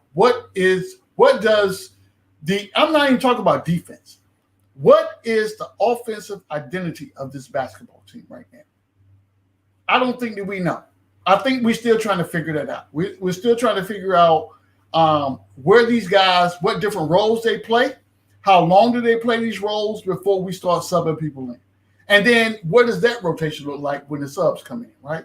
Because we've seen in certain instances where the second unit is not truly the second unit. We have subs in on the second unit from the first unit and takes us to the fourth quarter. We've seen that happen. Right now, we're looking at, as I understand it, and correct me if I'm wrong, Taj is not playing tonight, and Mitch is not playing tonight. Is that an accurate statement? I don't know about Mitch. What the last thing he got concussion, right? He was in protocol. He's still in concussion. That was 2 days ago. Yeah, but it take 10 days or 2 weeks. As I know, he's not playing tonight. Yeah, he ain't playing tonight if he got concussion. He's not playing. Taj is not playing. So we're looking at kind of the same situation we had against Chicago. Hey, G-Man, what's wrong with Taj? What's wrong with him? His leg. Something's wrong with his leg. He got like a slightly pulled groin. Yeah. Oh, because he playing too much. Yeah. I mean, but it is what it is. But I say all that to say this. I think that availability is going to be one of the things that the coaching staff has to take into consideration when we're talking about what we're doing moving forward and when these guys can come back, when they're healthy, and how do you interject them back into the rotation. That's important. If I was the coaching staff, I'd like, yo, we run out of centers. Yo, play Sim. Let him get some burn, man. Sam's got some playing time against Chicago. I saw him on my own court. For real? He was out there. He was out there. Yeah? Yes. I ain't even see Yeah, he played. He played. But this is what I'm talking about when we talk about play the youngsters, right? I'm all about giving these young fellas the burn to get them to go out there, you put your mark on the team and make it difficult for the coaching staff to leave you on the bench. I said the same thing about Obie last year. Make it difficult for Tom Thibodeau to leave you on the bench with your gameplay, right? But they have to have the opportunity. At the same time, I think that we have to come to a realization to where if, depending on who our opponent is and our style of play or our pace of play does not match who the opponent is going to put us at a detriment. So I'm just saying that, we just got to figure it out. 3 games. In 3 games, I have a whole different take. I promise you that. Because at 20 games, my whole outlook is different. I'm telling you right now. I'll be at the 20th if he game. don't play Grime or Mcbride in 30 games, it's a problem. I mean, we'll see. We'll see what happens. I'll be at the 20th game. That's in Atlanta. Oh, you're going to be in the ATL. Where that Knicks at, Rob? I got you. I got you. I feel you. Jay Boog going to be there too. Oh man. Y'all about to make me, what day is that on? Y'all about to make me dust spot? Saturday. Okay. All right. Yeah. I might have to take a drive up there. You know what I'm saying? Because it's up for me. It's down for y'all, but it's up for me. Yeah, you ain't that far. I ain't. Nope. That's about an 8-hour drive. I can do that and drop on a bucket for sure. Come on through. Hey, but fellas, I want to say this, man. I'm looking forward to the game tonight. I'm not happy with the product that the Knicks have put on the floor. Not me either. I think that it leaves a lot of questions to, what can we do better? What are the adjustments that need to be made? Who are the players that need to be rotated or whatever? There's a lot of questions out there, right? Hey, G-Man. Yes, sir. I don't understand this. If million people see this, why can't the coach and the coaching staff see it? They do. They see it, but I will tell you this, Charlie Ward, right? I am not an entrepreneur, right? I work for somebody else, right? Mm-hmm. I may not agree with everything that comes down from the top, but at the end of the day, when it gets to my desk, it's my job to execute what that plan is the best way I see fit based on the resources I have available to me. And that's kind of how I look at the Knicks organization. Because I'm not in those meetings to say, hey, you need to play this person X amount of minutes or take this person out at this amount of minutes because we want to monitor how many minutes this person plays. I'm not in those meetings at all. The only thing I would tell you is this. I believe in my heart of hearts that at the end of the day, the Knicks organization want to be a winning organization. What they're doing right now is they are straddling the fence, so to speak. So if I pay Rob the Knick, $40 million to come in and do X, Y, and Z, and he's doing X and Y but not Z, I have to figure out how to work that out, right? If I'm paying Charlie Ward's cousin $30,000 to come out and do Z, D, and E, and he's doing Z and D, but E is just way out there, and it's coming at a bad spot in the game, I have to figure that out. That's the coaching staff job. I'll be playing defense and shooting. Yeah, so, I would say this, right? Again, we forget last year when we talked about we were willing to take a back seat or take a step back from a defensive aspect of the ball for offense. We have not gotten that offense, so now we're focusing more on the defensive side of the ball. Yeah. So, but I didn't know we were going to be that bad, G-Man. I agree. Charlie Ward, I agree 110%. I would tell you that every day. I was from the top of the mountain. But we got to be careful what you ask for. We asked for these guys to come into this organization. We asked for them to come in here and give us 11 to 12 points a game, and they have not been able to produce that thus far, right? So there is nothing in my entire soul of being to say that that's going to change. I don't see it, because if, in my opinion, if it was going to change, we would have seen the change thus far. Maybe it has something to do with these guys not playing at all in the fourth quarter. I don't know. Hey, when's the trade deadline? Y'all know? December. You can't even get started until Let's worry about the roster first. It's around the All-Star break, ain't it? All-Star break, yeah. That's the end. The end of it is the All-Star break. What is the end of it? But you can't start trading contract players until December. Man, we need to start winning before the All-Star break, man. December 15th. Pledge night says December 15th. Yeah. So we have to get out that flaunt. Listen. I'm not gonna get into who we trade, how we trade, what those trades look like.